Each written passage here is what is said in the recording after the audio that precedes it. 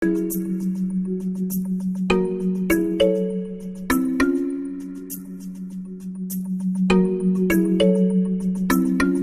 वालेकुम ख़वातीन व हज़रात, welcome to another episode of the isolation central.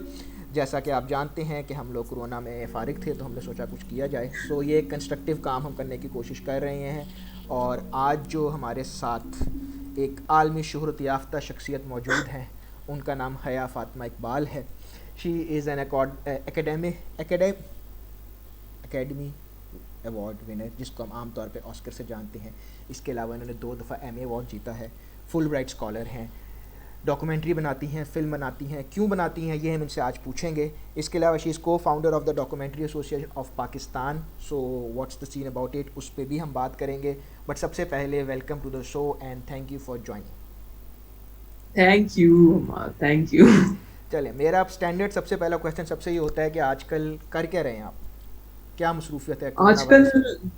शदीद इंडोर्स हैं, बाहर निकलते हैं तो मास्क पहन के जाते हैं। बिल्कुल, आजकल काफी फरागत है और फरागत की एक वजह ये भी है कि बीच में कोरोना के क्राइसिस के एंड बीच में हमें एक फिल्म मिली थी डॉक्यूमेंट्री बनाने के लिए और उसकी एडिट में बहुत ज्यादा मसरूफियत रही। मतलब वो अप्रैल में शूट हुई और अप्रैल से लेके मई के बिगिनिंग तक वो एडिट होती गई। 13 साढ़े 13 मिनट की फिल्म है डॉक्यूमेंट्री। वो आज ही इनफैक्ट कंप्लीट आज रिलीज भी हो गई है। तो उसकी एडिट में इतना सुबह शाम, फिर जो क्लाइंट्स थे मतलब जिस ऑर्गेनाइजेशन की बन रही थी वो बर्लिन बेस्ड थे, तो वो टाइम डिफरेंस और रमजान और सहरी और अफ्तारी के बाद पेट का ब्लोट हो जाना, ये सारे मसाइल को लेके मतलब इतनी फरागत की कमी थी कि अब जबकि फिल्म खत्म हो गई है और वो आ गई है तो लग रहा है कि अच्छा अब क्या करें, अब तो कुछ भी नहीं है करने को। तो काफी फरागत है। तो मतलब एज सच काम ऑब्वियसली डॉक्यूमेंट्री इतनी फरागत ही है, मतलब अनलेस आप कोरोना क्राइसिस पे कोई काम कर रहे हो वो है। और बाकी मैं यूनिवर्सिटी में पढ़ाती हूँ तो उसकी कुछ ग्रेडिंग वगैरह रहती है, लेकिन यूनिवर्सिटीज भी जनरली सारी बंद है। तो जो थोड़ा बहुत पुराना रहा हुआ बचा हुआ काम है वो भी बस अब खत्म होने वाला है। तो उसके बाद आई गेस मतलब या तो किताबें पढ़नी होंगी वापस, मुझे लगता है अच्छा मौका है। अच्छा, तो कुछ यही होगा। पढ़ाने का तजुर्बा कैसा जा रहा है? क्योंकि इस पे भी काफ़ी इंटरेस्टिंग वो चल रहा है कि बच्चे जो हैं वो आते नहीं है to start with, but generally कैसा एक्सपीरियंस? हाँ, मेरा एक्सपीरियंस बहुत इंटरेस्टिंग रहा। बच्चे तो मेरे आए सारे, लेकिन आई थिंक मेरे पास एज थोड़ी सी ये भी है कि मैं जो कोर्स पढ़ाती हूँ उसमें जो क्लास साइज है वो बहुत छोटा है। मतलब मेरे सिर्फ 10 स्टूडेंट्स हैं इस सेमेस्टर में, तो वो बहुत मैनेजेबल, बहुत कोजी किस्म का अफेयर होता है वैसे भी। और मेरे में ये हुआ कि बच्चे आए, मुझे बड़ी हैरत हुई। मतलब मुझे ये तो हमेशा से पता था कि हमारे मतलब हम भी मिलेनियल्स ही हैं टेक्निकली, लेकिन हम कुछ जेन एक्स और मिलेनियल के बीच की कोई चीज है। तो हमारे जो बच्चे हैं ऑब्वियसली वो तो मतलब 2000 में पैदा हुए हैं, सो इट्स क्रेजी तो वो मिलेनियल्स हैं। तो मुझे ये तो पता ही था कि उनको कॉल करने और कॉल उठाने से नफरत होती है और वो सिर्फ टेक्स्ट फ्रेंडली किस्म के बच्चे हैं। लेकिन मुझे ये नहीं पता था कि ऑनलाइन क्लास में भी उनको अपनी वीडियो ऑन करने में मसला होता है। तो बड़ा एक सैड सीन होता है कि भाई वो उसकी वजह ये भी होती है कि वो बिस्तर पे पड़े हुए भी होते हैं। सुबह 10 बजे की क्लास है, अब जाहिर है they don't have to show up to the campus, right? तो वो अपना बेचारे लेटे हुए होते हैं कंप्लीटली प्रेजेंट। मतलब ये कि जो सवाल पूछेंगे जवाब मिलेगा, डिस्कशन में वो होगा, लेकिन समहाउ साइड पे चैट बार में सारे डिस्कशन हो रहा होता है। मतलब कहना पड़ता है कि सुनो मुझे तुम्हारी आवाज सुननी है, तो फिर माइक वाइक खुलता है। लेकिन शक्ल दिखाने के लिए तो बाकायदा एक दिन तो मैंने कहा कि अच्छा today I want to see all of your faces. तो फिर उन्होंने बड़ा एक रिस्पेक्ट के तौर पे एक दिन एक टाइम तय करके कहा कि okay we are now going to turn our cameras on.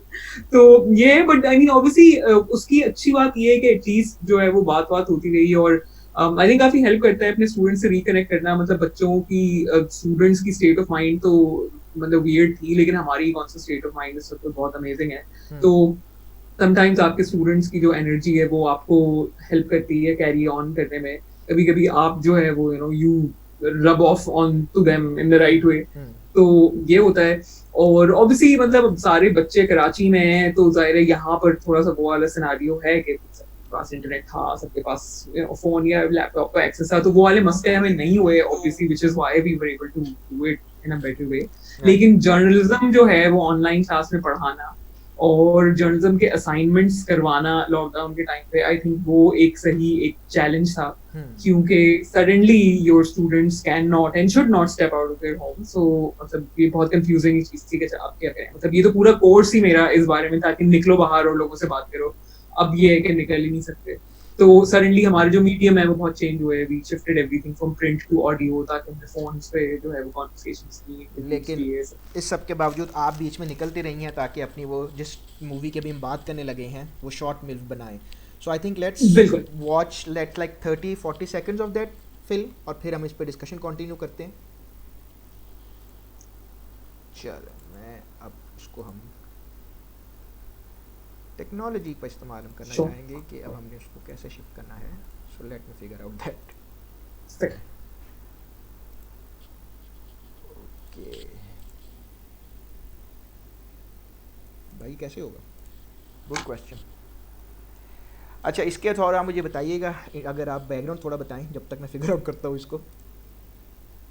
बिल्कुल बिल्कुल श्योर। ये बेसिकली इस बारे में फिल्म है कि भाई दुनिया भर में इबादत गाहों पे जाने का जो ट्रेंड है ना, वो सिर्फ उतना रहा, बल्कि वो कुछ केसेस में तो हमने देखा कि लोग ज्यादा अपनी अपनी प्लेसेस ऑफ वर्शिप पे गए जब ये कोरोना क्राइसिस हमारे सर पे आ धमका। तो सिनारियो मतलब ये बेसिकली ये फिल्म एक्सप्लोर ये करती है कि दुनिया भर के तो जाहिर है हम मतलब दुनिया भर को तो एक्सप्लोर नहीं कर सकते, लेकिन ये फिल्म ये एक्सप्लोर करने की कोशिश कर रही है, ये डॉक्यूमेंट्री, के पाकिस्तान में लोग मस्जिदों में क्यों जाते रहे। और ये जाहिर है ये फिल्म रमजान से बिल्कुल पहले शूट हुई थी, तो अभी हम तरावी वाले फेज में नहीं गए थे कि जी तरावी पढ़नी है इसलिए जा रहे हैं। और ये कि अगर जो है रियासत मतलब क्लियरली ये कह रही है कि भाई आप मत जाएंगे, ये फिल्म ऑब्वियसली कराची में शूट हुई है, तो सिंध में तो बहुत क्लियर गाइडलाइंस थी कि नहीं जाएंगे और सिर्फ 5 लोग नमाज पढ़ सकते हैं जमात के साथ मस्जिद के अंदर वगैरह वगैरह, मतलब काफी क्लियर कम्युनिकेशन लाइंस थी यहाँ की। चलिए इसको तो फिर हम यहीं पे अगर हम प्ले कर लें थोड़ा सा और फिर we Sure, will sure. Come back to the documentary. Yes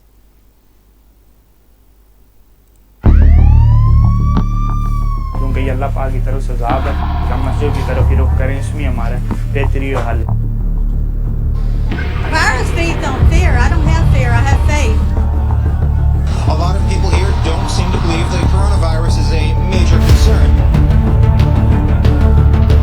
इसका ताल्लुक ईमान के साथ नहीं, इसका ताल्लुक जिस्म के साथ है। सारी जंग जो है वो यही है कि असल में मजहब का मकसद क्या है।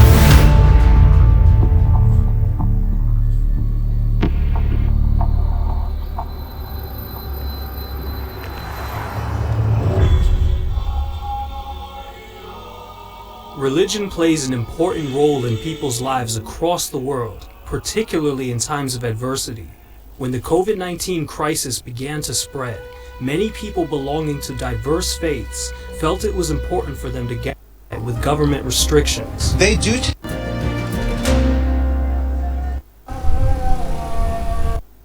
Despite official advice against it. क्योंकि ये अल्लाह पाक की तरफ से अज़ाब है, आज़माइश है, इस वजह से हमें चाहिए कि हम मस्जिद की तरफ ही रुख करें, इसमें हमारा बेहतरीन हल है। हमारा तो ये ईमान है कि मौत और ज़िंदगी मेरे अल्लाह के हाथ में है, जिस वो चाहता है वो लेता है। लेकिन अफसोस और दुख से कहना पड़ता है इसका हल अमेरिका और बरतानिया और चाइना से पूछा जा रहा है, इसका हल कुरान और सुन्नत से नहीं पूछा जा रहा।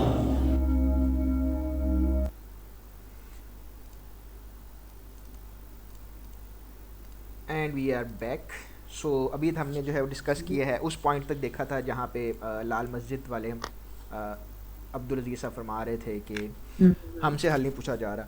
सो पहला क्वेश्चन तो ये था कि what was your what did you expect जब आप निकले थे, कि क्या माइंड में क्या गोल, तो ये था कि लोगों का रिस्पांस क्या है, but did you have particular angle to that film that you wanted to bring forward? नहीं, एक पर्टिकुलर एंगल तो नहीं था, क्योंकि एक्सप्लोर यही करना था कि भाई लोग क्या सोच रहे हैं और क्यों सोच रहे हैं जो भी वो सोच रहे हैं, और उनकी प्रैक्टिसेस किस तरह की रिजल्ट हो रही हैं। तो मुझे मेरे हाल में ये था कि एक तो एक कुछ जगहों पे तो मतलब मस्जिदों के सामने जो एक्सपीरियंस था मेरा वो पर्सनली कुछ स्ट्रेंज किस्म का था कि लोग मस्जिदों के अंदर जा भी रहे थे छुप छुप के, लेकिन अगर आप उनको मतलब आप उस गली में थोड़ा सा फिल्म कर रहे हो तो सबको गुस्सा भी आ रहा था, which raises the question कि अगर भाई मतलब ईमान इतना मजबूत है और जाना ही है तो फिर मतलब खुल के जाएं, मतलब फिर गुस्से में क्यों आ रहे हैं। और कुछ लोग जो है वो बहुत ही ह्यूमिलिटी के साथ उन्होंने जवाब भी दिए, उन्होंने ऑफ कैमरा भी, अगर किसी को ऑन कैमरा नहीं भी आना था उन्होंने ऑफ कैमरा भी बहुत सुकून से जो है वो कॉन्वर्सेशन में एंगेज किया कि भाई हम इस वजह से आ रहे हैं और हमें हमें डर लग रहा है इसलिए हम आ रहे हैं। किसी ने कहा कि भाई मैं और किसी दिन नहीं आता, लेकिन जुमे की नमाज में तो मैं मतलब आ रहा हूँ क्योंकि बस मेरा दिल नहीं मानता कि मैं जुमे की नमाज जो है वो छोड़ दूँ। तो कुछ बहुत ही एक दिल के मसले भी थे कि भाई मतलब मेरा दिल ही नहीं मानता, तो उसका तो मतलब आई गेस वो एक अलग तरह का प्रॉब्लम है। लेकिन कुछ लोगों में ये था कि मतलब थोड़ा एक वो भी था कि आई थिंक कुछ लोगों को के लिए एक ब्रावाडो का भी एक साइन है कि जी मतलब अगर किसी ने रोका है कुछ करने से तो जाहिर है उसको करने की जो थ्रिल होती है वो तो अलग है। अब वो चाहे नमाज पढ़ना हो, चाहे वो स्काई डाइविंग हो, चाहे वो मतलब बाइक रेस कुछ भी हो सकता है। 1 metre exactly. I know now both of us had a bike reference. तो ये वाली चीज है। और ये कि लेकिन ये जो मतलब जो उलमा हैं उनमें ये कि मतलब आप अगर इस डॉक्यूमेंट्री को आगे भी देखें कंप्लीटली तो आपको पता चलेगा कि मतलब दो हमने ऐसे उलमा कराम से बात की थी जिनके काफी मुख्तलिफ स्टांसेस से, एक बिल्कुल मतलब इस बात को प्रमोट कर रहे थे या सपोर्ट कर रहे थे कि भाई घर पे आ जाए, और एक ये कह रहे थे कि भाई मस्जिदें बंद होना मतलब इतना मुमकिन नहीं है। बट उन दोनों की अच्छी बात ये थी कि वो उन्होंने बहुत ही ह्यूमिलिटी के साथ जो है वो बहुत ही रियल किस्म के एंगल्स बताए कि भाई इसमें क्लास का एंगल क्या है और सोशल डिस्टेंसिंग का एंगल क्या है, और मतलब ये कि साइकोलॉजिकल वेलबीइंग के लिए लोगों का एक दूसरे से मिलने की क्या अहमियत है, और अगर आपके घर में बहुत सारे लोग रहते हैं और आपको एक ब्रेक चाहिए तो आप कहाँ पे आएंगे, मतलब सारे तो एवेन्यूज बंद हैं तो कुछ लोग मस्जिद ही आते हैं। और फिर उसके कुछ टेक्निकल पॉइंट्स भी हैं। ऑब्वियसली 13 मिनट्स की फिल्म में हर चीज ऐड नहीं हो सकती, लेकिन फिर इसके कुछ टेक्निकल पॉइंट्स भी हैं कि मस्जिद जो है वो एक वक्फ की प्रॉपर्टी होती है। इसका मतलब है कि वो एक कलेक्टिव प्रॉपर्टी है सोसाइटी की और सबकी, तो 1 person can't really shut it off except for the state, और अगर स्टेट को बंद करना है तो पुलिस को बाहर खड़ा करते हैं, हम तो नहीं करेंगे। तो मतलब ये काफी डिफरेंट तरीके के पर्सपेक्टिव से, लेकिन ऑब्वियसली मुझे लगता है कि अच्छी डॉक्यूमेंट्री या एक सक्सेसफुल डॉक्यूमेंट्री वही होती है जिसमें थोड़ी सी नुआंस हो, जिसमें आप सिर्फ ये ना कह रहे हो कि ये विलन है और ये हमारा हीरो है। तो होपफुली मुझे उम्मीद है कि अगर कोई देखेगा इस फिल्म को तो उसको ये इश्यूज नहीं होंगे कि जी आपने तो एक को हीरो बना दिया और एक को जीरो बना दिया है। We were just trying to. अच्छा, इससे पहले आगे चलें, जो लोग देखना चाहते हैं वो ये कहाँ पर देख सकते हैं डॉक्यूमेंट्री, उसका बता दें। वो देख सकते हैं बेसिकली एक मीडिया प्लेटफॉर्म है रेड फिश, यानी REDFISH, लाल मछली। तो रेड फिश आप 1 word अगर इसको बगैर स्पेस के टाइप करेंगे यूट्यूब पे तो आप इनके चैनल पे चले जाएंगे, और इनके चैनल पे जो मोस्ट रीसेंट फिल्म है वो फेथ एंड फेयर के नाम से है इस वक्त, और ये faith and fair Pakistan Covid response, तो वो आपको मिल जाएगी फॉरन। और फेसबुक का भी जो इनका पेज है वो भी रेड फिश के नाम से है, and you can find the film there. So it's very very online, thankfully। इसका वो वाला मसला नहीं है कि जी कैसे देखें, कोई देख नहीं सकता। और इसके अंदर जो है अगर आप YouTube पे देखेंगे तो ये अवेलेबल है with Urdu subtitles, Arabic subtitles and Indonesian subtitles. तो आप और भी सुकून से देख सकते हैं क्योंकि उसमें वॉइस ओवर जो है वो अंग्रेजी में है। तो you know if your elders want to watch the film they should watch it with the Urdu captions on maybe। Definitely this is what I'm going to watch right after this show। But अभी हम इससे अगर इसी point पे आगे चलते हैं क्योंकि आपने खुद भी जिक्र कर दिया, और आई एम नॉट श्योर आपको आवाज़ आ रही है या we lost you for a bit. Hello जी, I think now it's working. Okay, now it's working जी। सो मैं इंटरनेट इशूज़ सो मैं बेसिकली ये पूछना चाह रहा था कि अब जिस तरह आपने एक टॉपिक सेलेक्ट किया है कि Pakistan Covid response, it's a broader topic. इसमें जिस तरह आपने खुद भी जिक्र किया कि बहुत सारे आगे अंदर सब टॉपिक्स थे, सब उसमें डिफरेंट एंगल्स थे। और तो जब आप निकलते हैं, आप ज़रा बात करते हैं technical for people who want to make documentary या जो आपके स्टूडेंट्स होते हैं। So when you start a documentary what is your starting point for a broader topic, और उसमें फिर चेंजेस आते हैं as you go on your way कि अच्छा ये एंगल ऐड हो रहा है, निकलते हैं, या you stick to your original script, और इवेंचुअल जो शेप निकलती है वो यूजुअली आपके ओरिजिनल प्लान से कितनी सिमिलर होती है? ओरिजिनल प्लान जो है वो मतलब मेरे केस में या जो फिल्में मैं बनाती हूँ उसके अंदर तो ज्यादा मतलब स्क्रिप्ट तो हम लिखते ही नहीं है पहले से। सिर्फ बेसिक एक ये अंडरस्टैंडिंग होती है कि भाई अगर तस्वीर के 2 रुख हैं, अगर कोई इशू है जिसमें कम से कम 2 तरह के मतलब एंगल्स तो हैं, तो let's find the best people who can represent those 2 sides. तो ये, और बेस्ट का मतलब ये नहीं होता कि वो शख्स जो एग्रेसिव हो के माइक पे बोले या मतलब बिल्कुल ही हलक से बोले, बल्कि उसकी कोशिश यही होती है कि जो भाई सुकून से जरा बात करे और अपना और आर्ग्यूमेंट जीतने की नियत से ना बात करे बल्कि बस बात समझाने की नियत से करे कि मैं आपको सिर्फ ये बताना चाहता हूँ कि लोग इसलिए आना चाहते हैं या इसलिए नहीं आएंगे, व्हाटएवर दैट मे बी। तो इवेंचुअली ये होता है कि आप you try to find the best characters और उसके बाद आप मतलब आप उनसे फोन वगैरह पे बात करते हैं, उसमें भी अंदाजा हो जाता है। कुछ लोग आपको लिफ्ट नहीं करा रहे होते, कुछ लोग वादा करते हैं फोन पे, फिर वो आपको अगले दिन मतलब मिलते ही नहीं है, ये सारी चीजें होती हैं।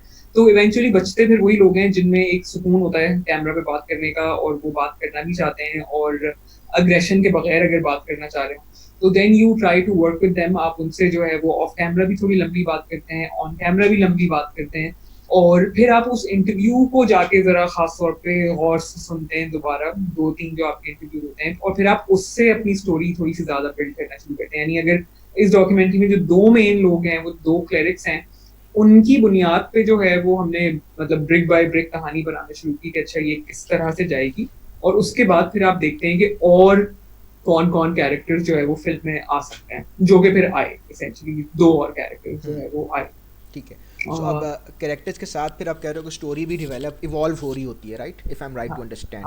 ठीक है, तो जो आपकी फाइनल प्रोडक्ट निकलती है, I know it's but this is something that I personally also struggle with, वो ये होता है कि कई दफ़ा ओवरवेल्म हो जाते हैं हम इन्फॉर्मेशन से। हम एक पॉइंट पे बात करने गए होते हैं और वो बंदा आपको 15 मिनट की तहमीद बांधता है, फिर वो आपको 2 मिनट के बहुत अच्छे सेंटेंसेस देता है, बट वो 2 मिनट का कंटेंट जो है वो 15 मिनट के बगैर मीनिंगलेस लग रहा होता है, क्योंकि उसने इतना लंबा बिल्डअप किया होता है। सो माई क्वेश्चन एग्जैक्टली इज़ कि कई दफ़ा आपके पास कंटेंट बहुत ज़्यादा इकट्ठा हो जाता है, और वो जो छुरी फेरना होता है वो एक कई दफ़ा बड़ा मुश्किल लग रहा होता है मैं कि कैसे फेरनी है। सो जो एडिटिंग या पोस्ट प्रोडक्शन है उसमें हाउ डू यू डिसाइड कि what should remain in the movie and you know what we can cut of?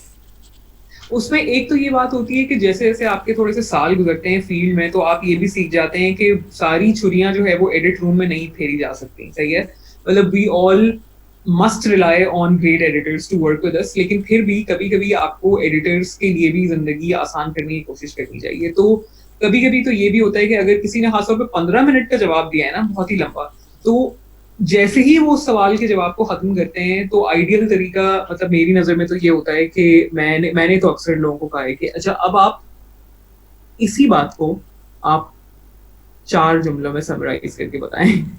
तो उनको भी थोड़ा सा एहसास होता है कि oh wow, I was talking for long time.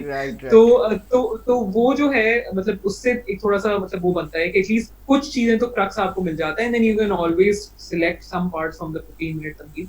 और उसके बाद फिर ये होता है कि आई थिंक मतलब अगर किसी ने बहुत लंबी बात की है, लेकिन अगर फिर वही बात दूसरे कैरेक्टर्स भी कह रहे हैं, तो वो भी एक साइन होता है कि भाई जो पहले साहब ने जो बात की थी उसमें से बहुत सी चीजें हटाई जा सकती हैं। कभी कभी ये होता है कि कुछ एंगल्स ही completely they have to be removed from the narrative, तो वो खुद ही से जो है वो कुछ हिस्से कम हो जाते हैं। लेकिन इवेंचुअली यही होता है कि मतलब जाहिर पूरी बात तो नहीं दिखाई जा सकती, मतलब अगर फिल्म ही 13 मिनट की है तो 15 मिनट का जवाब तो नहीं दिखाया जा सकता। तो आई थिंक लेकिन मतलब इंटरव्यूज देख देख के थोड़ी सी ये आदत बन जाती है, और एडिटर्स की तो मतलब ऑब्वियसली उनकी तो एक्सपर्टीज इसमें होती है कि उनको सुन के आप एकदम से पकड़ लेते हैं कि क्या चीज इसमें इस वक्त काम की है और क्या चीज ऐसी है कि अगर हट भी जाए तो जुमले का ना कॉन्टेक्स्ट चेंज होगा ना उसका असर चेंज होगा। तो इट्स अ स्लो प्रोसेस, लेकिन मतलब आई वुड से कि मतलब अगर कोई इस चीज से तंग है तो पहला स्टेप तो ये है कि आप ऑन फील्ड मतलब वो जो होता है ना कि we will fix this in post, मतलब please don't let things be fixed in post, मतलब ये आप सारे काम फिर किसी और पे डाल रहे हैं। अगर आप फील्ड में हैं तो यू शुड बी हाजिर दिमाग इनफ कि आप कहें लोगों से कि आप चीज को थोड़ा सा मुख्तसर करके बताएंगे, और मतलब उनको फिर 1-2 दफा जब आप ये करते हैं ना, तो लोगों के जो जवाबों की ड्यूरेशन है वो खुद ब खुद थोड़ी सी कम होती है, वो ज्यादा फोकस होकर जवाब देते हैं, बिकॉज उनको समझ में आ जाता है कि मैं जितनी लंबी बात करूंगा एंड में यही कहती हैं कि आप इसको 4 सेंटेंस में कर दें, तो they get the hint after a while. नहीं, I think that's an excellent idea, क्योंकि कई दफ़ा मैं अपना इसीलिए एक्सप्लेन करता हूँ, हम लोग ये करते हैं कि चलो पोस्ट में ठीक कर लेंगे, लेकिन वो पोस्ट में फिर यही होता है कि वो बचता नहीं है, या तो सारा निकल रहा होता है या फिर वो पूरा डल रहा होता है, and in either case, but I think that's a great tip, so thank you for that. थोड़ा पीछे चलते हैं, बड़ा क्लीशेड सवाल है, सो मैं इसको उसी तरह पूछूंगा, क्या आपको बचपन से ही फिल्में बनाने का शौक था? बचपन से तो मुझे पुलिस में जाने का शौक था, to be honest. Still an unorthodox dream. मुझे लगता है कि मुझे हर तरह से किसी ना किसी तरह वॉचडॉग बनने का शौक था एसेंशियली, मतलब उसकी समरी कि पहले पुलिस में जाने का शौक था, लेकिन आई थिंक मैं पुलिस में मतलब उस सूरत में अव्वल तो खैर जरूरी नहीं है पुलिस में जा पाती, लेकिन मेरे ख्याल है अगर हमारे पुलिस का जो एंट्री का निज़ाम है वो वो कोई CSS वाली कॉम्प्लिकेटेड प्रोसेस ना होता ना कि जी आप पहले कुछ बैचलर्स किसी और सब्जेक्ट में करें, फिर आप एक इम्तिहान देंगे, फिर भी नहीं पता कि आप उसमें जाएंगे नहीं। अगर हमारे पुलिस का सिस्टम थोड़ा सा ऐसा होता है ना कि जी आप FA FSC इंटर के बाद जो है ना आप एक पुलिस एकेडमी में जाएं और आप वहां से ट्रेन हो और फिर आपका कोई टेस्ट हो और आप फिर व्हाटएवर अफसरी की तरफ जाना है या मतलब सिपाही की तरफ जाना है whatever.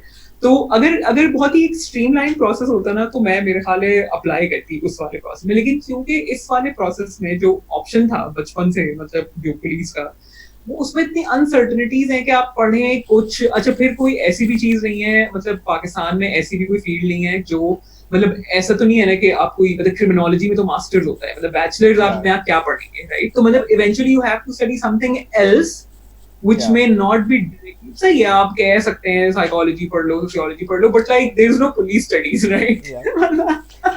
For example and more importantly, जिससे बिल्कुल आप सही कह रहे हो, मैंने भी अटेम्प्ट मारी हुई है, मैंने प्रॉपर सिविल सर्विस की अटेम्प्ट मारी थी, पास भी हुआ था, लोकेशन नहीं हुई थी, बट मैं उस सिस्टम पे बट उस पर कॉमेंट यही है ना कि अगर आपने for example nothing against anyone, but अगर आपने अरेबिक में मास्टर्स किया है you can qualify for foreign service, आप पुलिस में जा सकते हैं।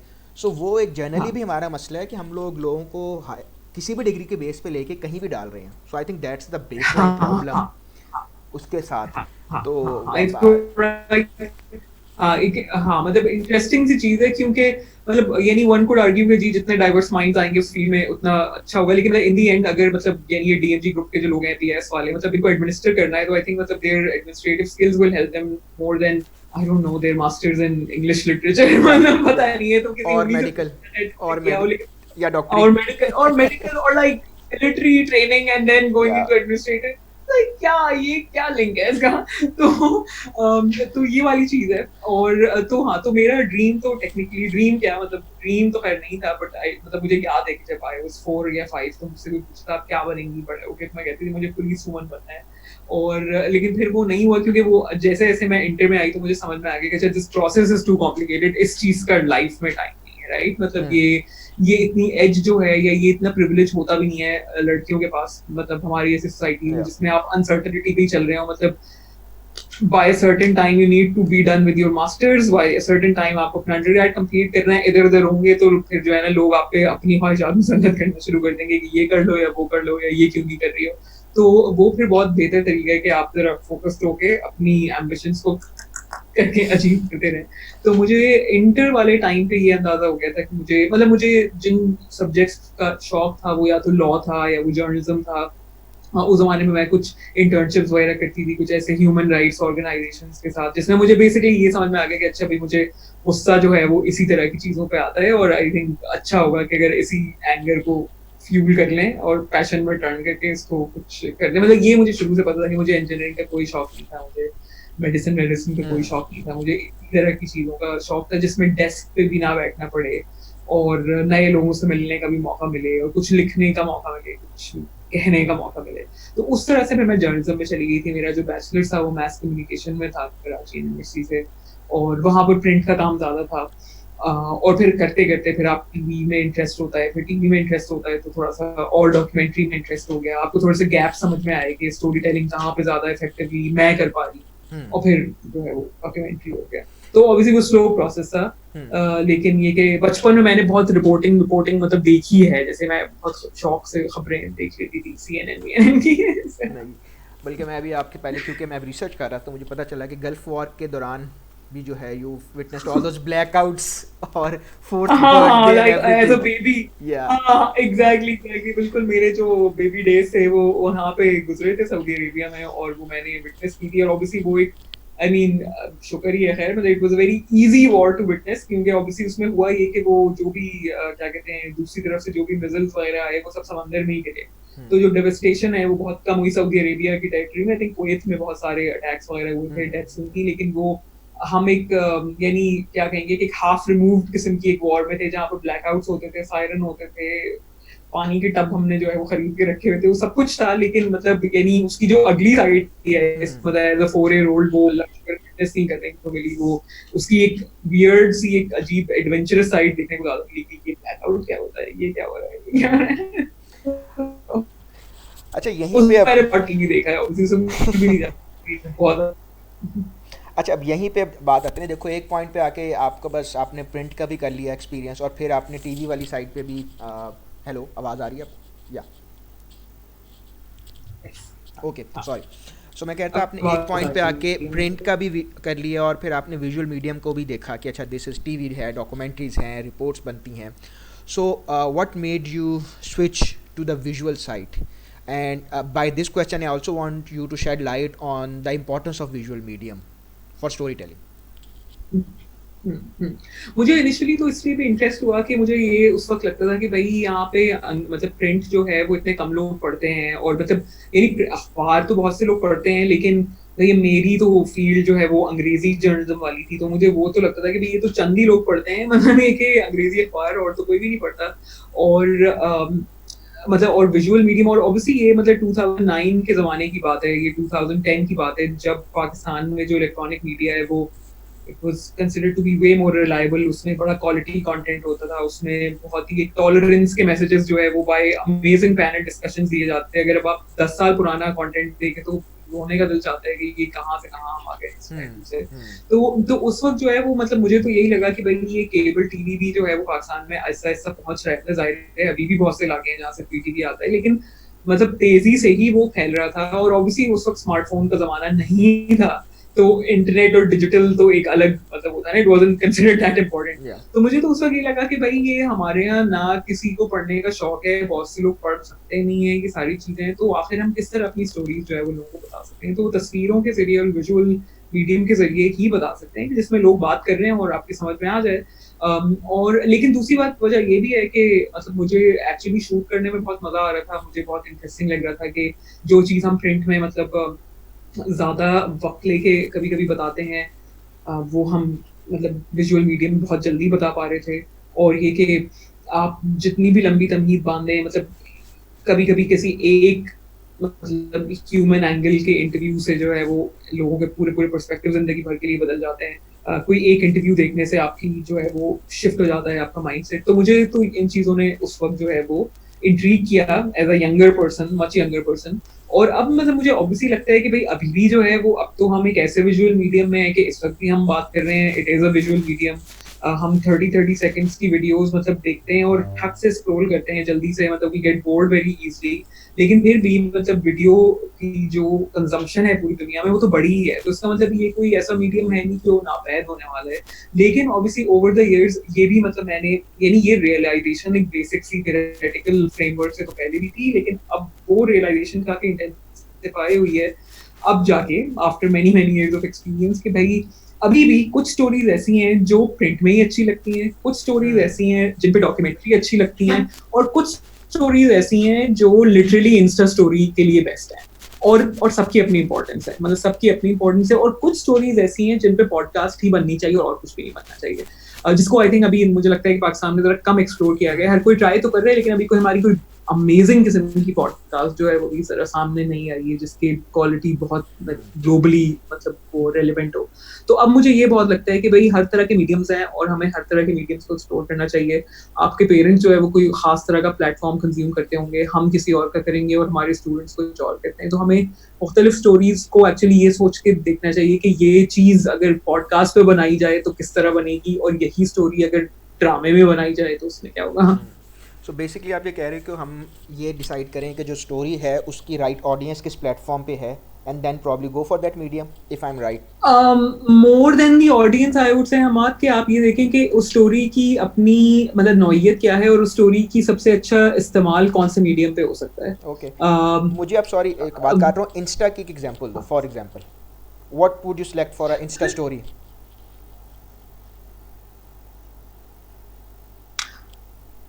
like a really quick travel, like सोचो कि कोई 10 फोटोग्राफ्स का एक ट्रैवल हो वो basically about some unknown मोहल्ला in Lahore, let's say, right? सही है ना? Amazing photographs, amazing captions, done. जो कन्विंस हो जाएगा वो पहुंच जाएगा अगले संडे को उस मोहल्ले में, और जिसको नहीं होना होगा कन्विंस उसका कुछ भी नहीं हो सकता, राइट? मतलब मे बी अब वो टाइम नहीं है कि हम लाहौर के कदीम दरवाजों पे 40 मिनट की डॉक्यूमेंट्री बनाए, वो बन गई है, that was a space and time, वो हमने कंज्यूम कर लिया है। लेकिन अब जो है हो सकता है कि कोई ऐसा ट्रैवल व्लॉगर जो कि अच्छी तस्वीरें और अच्छी इंफॉर्मेटिव येट फन कैप्शनिंग के साथ उस चीज को लेके चले, आई मीन आई वुड से कि may be that would be enough, you know. Right. और उसको ये हम नहीं कह सकते कि यार ये तो कोई हल्का सा मीडियम है, नहीं, मतलब ये कि 10 photographs कैन आल्सो, राइट। और पॉडकास्ट के हवाले से क्या कमेंट है आपका? पॉडकास्ट पे क्या आपने देखा है ग्लोबली, और क्या what are the dos and don'ts?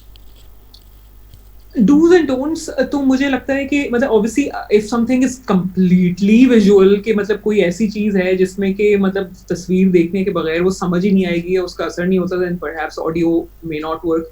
लेकिन मतलब पाकिस्तान में अगर आप देखें तो भाई पाकिस्तान में सेंसरशिप भी है, पाकिस्तान में बहुत से इश्यूज जो है वो मेन स्ट्रीम मीडिया पर, विजुअल मीडियम में, टीवी पे मतलब दिखाए भी नहीं जा सकते, दिखाए जाते नहीं हैं। तो मतलब मेरे ख्याल में उस तरह की स्टोरीज के लिए तो यानी बहुत ज़्यादा अमेजिंग हो सकता है ऑडियो, राइट। मतलब फॉर एग्जांपल अब एक हर डॉक्यूमेंट्री फिल्म मेकर को एक मसला होता है, हर कोई चाहता है कि वो डेथ रो पे जो लोग हैं जिनको फांसी मिलने वाली है, या जो प्रिजन सिस्टम में हमारे बेचारे लोग सड़ते हैं सालों तक डिस्पाइट बीइंग मासूम, बेगुनाह, तो उन अब सबका मसला ये रहता है, हम सबका ये मसला रहता है कि कैमरे की इजाजत नहीं है जेल में। अब मतलब जाहिर है कैमरे की इजाजत नहीं होती जेल में, और दुनिया भर में बहुत मुश्किल से एक्सेस मिलता है जेल में, राइट। बट हमें ये भी पता ही है कि बहुत से लोग फोन पे बात कर ही पाते हैं जेल के अंदर से, सही है वो अलाउड हो या नहीं हो, but phone calls are just way more easier than a film maker कि वो अपना जी आप फोन घुसाने की कोशिश कर रहे हैं और लेने की मतलब सख्ती होती है जेल्स में, ऐसे आप कुछ भी नहीं कर सकते, आपकी बहुत अच्छी तरह से चेकिंग होती है। तो आई गेस मतलब अगर किसी से फोन पे बात करने की इजाजत मिल रही है और भले ही ऑफिशियल परमिशन भी मिल रही है, तो मेरे ख्याल है किसी प्रिजन सिस्टम में रहने वाले शख्स के लिए मतलब हम इसलिए नहीं ये स्टोरी नहीं बता सकते कि oh my God camera allowed नहीं था तो मैंने डॉक्यूमेंट्री नहीं बनाई। मतलब भाई कैमरा अलाउड नहीं था लेकिन फोन कॉल अलाउड थी, फोन कॉल रिकॉर्ड करके मतलब एक खामोश एनवायरनमेंट में अगर रिकॉर्ड हो, अच्छी क्वालिटी में रिकॉर्ड हो, I think that would be an amazing podcast. और वो जो लोगों की जो कॉज है उसको बहुत तेजी से जल्दी आगे लेके जा सकते हैं। आप सोचें मतलब ये तो ऑडियो तो यहाँ व्हाट्सएप पे वॉइस नोट के तौर पे या रिकॉर्डिंग के तौर पे कितनी आराम से फ्लोट हो सकती है और रिलेटिवली सस्ते में भी बनेगी, क्योंकि आप इंतजार नहीं कर रहे जी गुजरांवाला जेल में एंटर होने का, आप ट्रैवल नहीं कर रहे, आप कुछ भी नहीं कर रहे, आप लिटरली फोन उठा रहे हैं और आप अपने सिर्फ प्रोड्यूसर कॉन्टैक्ट इस्तेमाल कर रहे हैं और आप बस फोन कॉल के बाद एक्सेस हासिल कर रहे हैं। और आप उसमें भी आप किस, और ये नहीं है कि आप एक बार बात करें, अगर आप उसको एक एक्सटेंसिव सीरीज बनाना चाहते हैं कि दो लोगों से ही 2-2 साल के पीरियड में वक्त से बात कर सकते हैं कि कभी आप उनके साइकोलॉजिकल स्टेट की बात करें, कभी आप उनकी फिजिकल स्टेट की बात करें। मतलब कोरोना टाइम से आप ये देखें कि चल क्या है जेल के अंदर। तो ये अभी तो हम प्रिजन की कोई बात ही नहीं कर रहे हैं इस वक्त। वो बेचारे कुछ एक्टिविस्ट हैं पाकिस्तान में जो कहते हैं कि जेल में लोग मर रहे हैं, पहली डेथ हो गई, दूसरी डेथ हो गई, लेकिन वी डोंट इवन नो। तो मतलब कहीं पर हमें ये देखना चाहिए कि भाई ऑडियो कोई सेकंड ऑप्शन नहीं है कि तस्वीर खींच नहीं पाई तो ऑडियो, मतलब कहीं पर आवाज ही मतलब अहम है। बिल्कुल ठीक है। और ही पावर है, मतलब वो आपके तो रियली डिपेंड्स कि किस तरह का सब्जेक्ट है, किस तरह का टॉपिक है। पाकिस्तान में इतने सारे शोज जिसमें लोग बोलने को तैयार होते हैं लेकिन कहते हैं कैमरा पे मैं सेफ ही नहीं हूँ ये बात करने के लिए, तो आप करें ना आवाज चेंज करते हैं आवाज, तो इजी मतलब there is so much potential. नहीं आप बिल्कुल I totally agree, that's a great point actually. और that brings me to my next question कि अब आपने बताया कि there are I was talking to someone अभी रिसेंटली, मेरे ख्याल ज़िशान से ही बात हो रही थी, ज़िशान परवेज़ से। सो वो मैं पूछा था कि आप टॉपिक सेलेक्ट कैसे करते हैं, सो उसने कहा फॉर्चुनेटली और अनफॉर्चुनेटली पाकिस्तान में इतने प्रॉब्लम्स हैं कि you are never at loss कि आपके पास टॉपिक्स नहीं हैं। So I would put the same question forward to you कि when you are selecting a movie, a documentary, a story, so are there some specific topics that are closer to your heart, that is something you know that you always want to work on them, या ये होता है कि case to case base पे decide होता है? What's the journal process? मतलब ये कि कुछ प्रोजेक्ट्स ऐसे होते हैं जो हमारे पास आते हैं, राइट। मतलब हमें कोई कहेगा कि भाई हम चाहते हैं कि आप इस प्रोजेक्ट पे काम करें, तो वो तो एक अलग चीज हो गई ना, कि जिसके अंदर आपने देखा कि हाँ सही है मैं ये काम कर लूंगा, इसको मैं प्रोड्यूस कर दूंगा। लेकिन जहाँ तक अपने सब्जेक्ट्स चूज करने की बात है, तो मैंने अभी तक तो अपने मतलब ये कि कितने 8 साल के डॉक्यूमेंट्री करियर में स्पेशली ये देखा है कि मतलब हम इन दी एंड वो सब्जेक्ट चूज करते हैं जो या तो हमें खुश करता हो, मतलब खुशी देता हो, या हमें वो गुस्सा दिलाता हो, या हमें वो उदास करता हो। मतलब anything that makes you angry, sad और हैप्पी, आई थिंक आप उस पर जो है वो या इनमें से कोई मिक्सचर ऑफ इमोशंस जो है वो आप तीनों चीजें कुछ करना चाहते हो, तो आप इवेंचुअली उसी डायरेक्शन में काम देखेंगे कि आप चूज करेंगे कि जो क्लाइंट का काम होता है, उसके अलावा जब आप फारिग वक्त में जो अपने मर्जी की फिल्म आप उन्हीं सब्जेक्ट से बनाना चाह रहे होते हैं, अब वो फोक म्यूजिक भी हो सकता है, वो जो है वो मतलब ये कि प्रोस्टिट्यूशन भी हो सकता है, वो जो है वो स्पोर्ट भी हो सकता है, वो कोई भी सब्जेक्ट हो सकता है।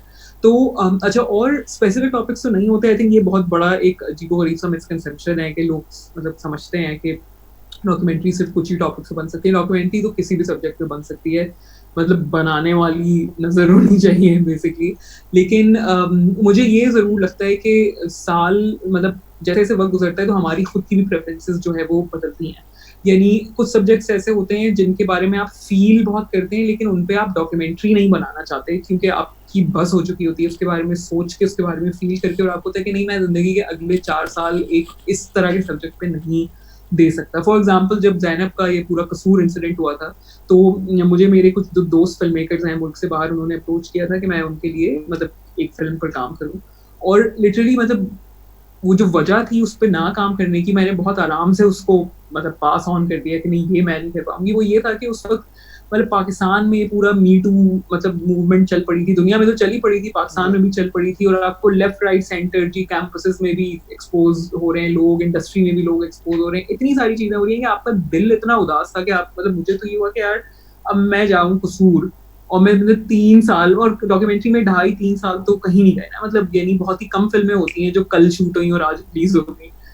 मतलब मुझे था कि भाई ये टॉपिक इतना ज्यादा हर्ट करता है मुझे कि I can't make a film on it. तो कभी कभी एक्सट्रीम इमोशन भी जब आपका हो तो you try to be away from it कि नहीं ये मैं नहीं करूंगी। लेकिन आपकी जो प्रेफरेंसेस होती हैं ऑन इश्यूज वो डेफिनेटली वो बदलती हैं। मतलब आप किसी शुरू के अपने करियर में अगर आपको बच्चों में बहुत ज्यादा इंटरेस्ट हो सकता है, लेकिन आगे चल के you might be just more interested in women's issues, या you might be more interested in censorship related issues, या you might be interested in men's issues actually, कि आपको पूरी आप बच्चों पे फिल्में बनाएं, आप औरतों में फिल्में बनाएं, और आपको एक्चुअली एक पॉइंट पे आके जहाँ 40 साल के आप हो जाएं और आपको समझ में आए कि यार यू नो ये सारा टॉक्सिक मैस्कुलिनिटी का मसला है, अब मैं मर्दों के पास फिल्में बनाने जाऊंगी। तो ये भी बहुत होता है कि in the end you just like you know what I am making other kind of film. मुझे इनसे जाके पूछना आपका क्या सीन है, आप ऐसे क्यों हैं, आपको मसला क्या है? आपका मसला क्या है?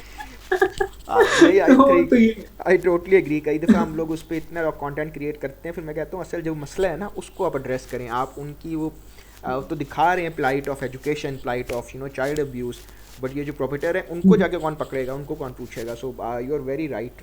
सो अगर आप अपनी जर्नी देखो, so how do you see your own evolution इस सिनेरियो में जो आपने अभी एक्सप्लेन किया है? When you started let's say 10 years ago, let's start with when you came back from Fulbright, तो उसके बाद से अब तक आप कैसे देख रहे हो? What has evolved? क्या आप अपने आप में देखते हो चेंज? राइट मुझे ये लगता है पर्सनली स्पीकिंग कि जैसे 2010 वाले टाइम पे, 2012 वाले टाइम पे, जैसे मैं ऑब्वियसली मैं कराची में रहती हूँ और शुरू से ही कराची में रही हूँ, तो कराची में बड़ा डिफरेंट तरह का वायलेंस उस जमाने में चल रहा था। मतलब पॉलिटिकल वायलेंस था, एथनिक बुनियादों पे, मतलब एथनो पॉलिटिकल वायलेंस था, राइट। तो मुझे शुरू में वो वाले सब्जेक्ट बहुत ज़्यादा इंट्रीग करते थे कि भाई ये वही ज़बानें मुख्तलिफ बोलने वाले लोग हैं जो मतलब सालों से एक साथ रहते भी हैं, अपने पड़ोसियों की रिस्पेक्ट भी करते हैं, सब कुछ करते हैं, लेकिन अचानक से कोई इंस्टिगेट करता है और फिर जो है वो ह्यूमन माइंड वायलेंस परपेट्रेट करने पे या तो मजबूर हो जाता है या कम से कम साइड लेना शुरू हो जाता है कि दूसरे को अदराइज जरूर कर देता है कि तुम ये हो और मैं ये हूँ। तो ये कराची में ऑब्वियसली मतलब ये कोई नई बात भी नहीं थी, लेकिन जाहिर है मेरे होश में या मेरे फिल्म मेकर माइंड के साथ तो ये 2012 में, 2011-10 में बहुत ज्यादा हो रहा था। तो उस जमाने में बहुत ज्यादा कराची के एथनो पॉलिटिकल वायलेंस, कराची की जो एक मार कुटाई जो हर वक्त चल रही थी उसमें बहुत ज्यादा डीपली मतलब इन्वेस्टेड थी टू इन्वेस्टिगेट, और मैंने उस टाइम पे काम भी किया। अगर आप नेशनल तनाजुर में देखें तो ये 2012 से आगे वाला जो टाइम है, ये वो वाला टाइम है जब 9/11 को एक दिहाई गुजर चुकी थी, सही है। तो इसका थोड़ा सा ये भी ताल्लुक होता है कि भाई इंटरनेशनल मीडिया पाकिस्तान से किस तरह की स्टोरीज एक्सपेक्ट कर रहा है, फॉर एग्जांपल, या किस स्टोरीज के साथ आपको अप्रोच कर रहा है। तो उस जमाने में ये भी हुआ कि भाई हमने बहुत सारी फिल्में थोड़ी सी बनाई कि मतलब पोस्ट मिलिटेंसी या post, actually not post militancy तो चल ही रही है, अभी भी थोड़ी थोड़ी है, बट पोस्ट 9/11 सिनारियो में मतलब पाकिस्तान और पाकिस्तानियों पे किस तरह के असरात पड़े हैं। तो वो ये वाली चीज नहीं थी कि जी अभी 9/11 हुआ है और अब क्या हो रहा है, मतलब वो ये है कि भाई 10 साल गुजर गए हैं ये करते करते, अब सीन क्या है। तो उसमें ऑब्वियसली मुख्तलिफ तरह की चीज़ें हो रही थी, उसमें APS भी हो रहा था, उसमें मलाला पे अटैक भी हो रहा था, उसमें जो है वो कोई बहुत अमेजिंग स्टोरीज भी थी कि किस तरह जो है वो कम्युनिटीज़ जुड़ी और उन्होंने मतलब जो है वो पीस बिल्डिंग की कोशिशें की, सेक्टेरियन स्ट्राइफ को ख़त्म करने की कोशिश की। पाकिस्तान के छोटे छोटे जगहों पे जो है वो मतलब यानी इस तरह के इंटरवेंशंस की गई जहाँ पर मतलब कम्युनिटी लेड इंटरवेंशंस में कोई आउटसाइडर इन्वॉल्व नहीं था। कुछ और मतलब मर्द जो है जब अपनी जानें खो बैठे इतने सारे मिलिटेंसी में और विक्टिम्स बेचारे हुए इतने सारे वायलेंस में, बॉम्ब ब्लास्ट में, तो औरतों ने किस तरह से चीज़ें कंट्रोल करने की कोशिश की, उन्होंने लाइवलीहुड्स पे कैसे काम किया। तो शुरू के ज़माने में मतलब मुझे याद है कि मेरे करियर में लाइक ऑलमोस्ट लाइक वायलेंस के असरात पे ज़्यादा बात हो रही थी टेक्निकली, चाहे वो कराची हो, चाहे वो नेशनल हो, चाहे वो ग्लोबल हो। मतलब ये जो हो चुका है इसके बाद हम क्या करें उस पर बात हो रही थी। और आहिस्ता आहिस्ता करके आई थिंक अब मेरे पास वो वाला टाइम आ गया है। आई थिंक ये थोड़ा सा इस पर भी डिपेंड करता है कि मतलब मुल्क के हालात पे भी डिपेंड करता है, दुनिया के हालात पे भी डिपेंड करता है, लेकिन आपके अंदर के हालात पे भी डिपेंड करता है, राइट। अब मतलब अब मुझे कुछ अरसा हो गया है now like you know like यानी ऑब्वियसली हम हर बार उतनी ही मेहनत से काम करते हैं और हर बार हम अपने काम से प्रूव करना चाहते हैं कि हमें काम आता है, लेकिन अब मतलब दुनिया को प्रूव करने के लिए कुछ इतना नहीं रह गया ना। हम बहुत कंफर्टेबल हैं, यानी कंप्लेसेंट नहीं, बट हम कंफर्टेबल हैं अपनी आइडेंटिटी में कि अच्छा भाई मतलब आपको भी पता है कि हमें फिल्में बनानी आती है और हमें भी पता है कि हमें फिल्में बनानी आती है। तो अब तो मुझे लगता है कि काश पाकिस्तान में लोकली डॉक्यूमेंट्रीज वगैरह देखने से ज्यादा मतलब ये कि उनको प्ले करने का थोड़ा सा रवाज हो।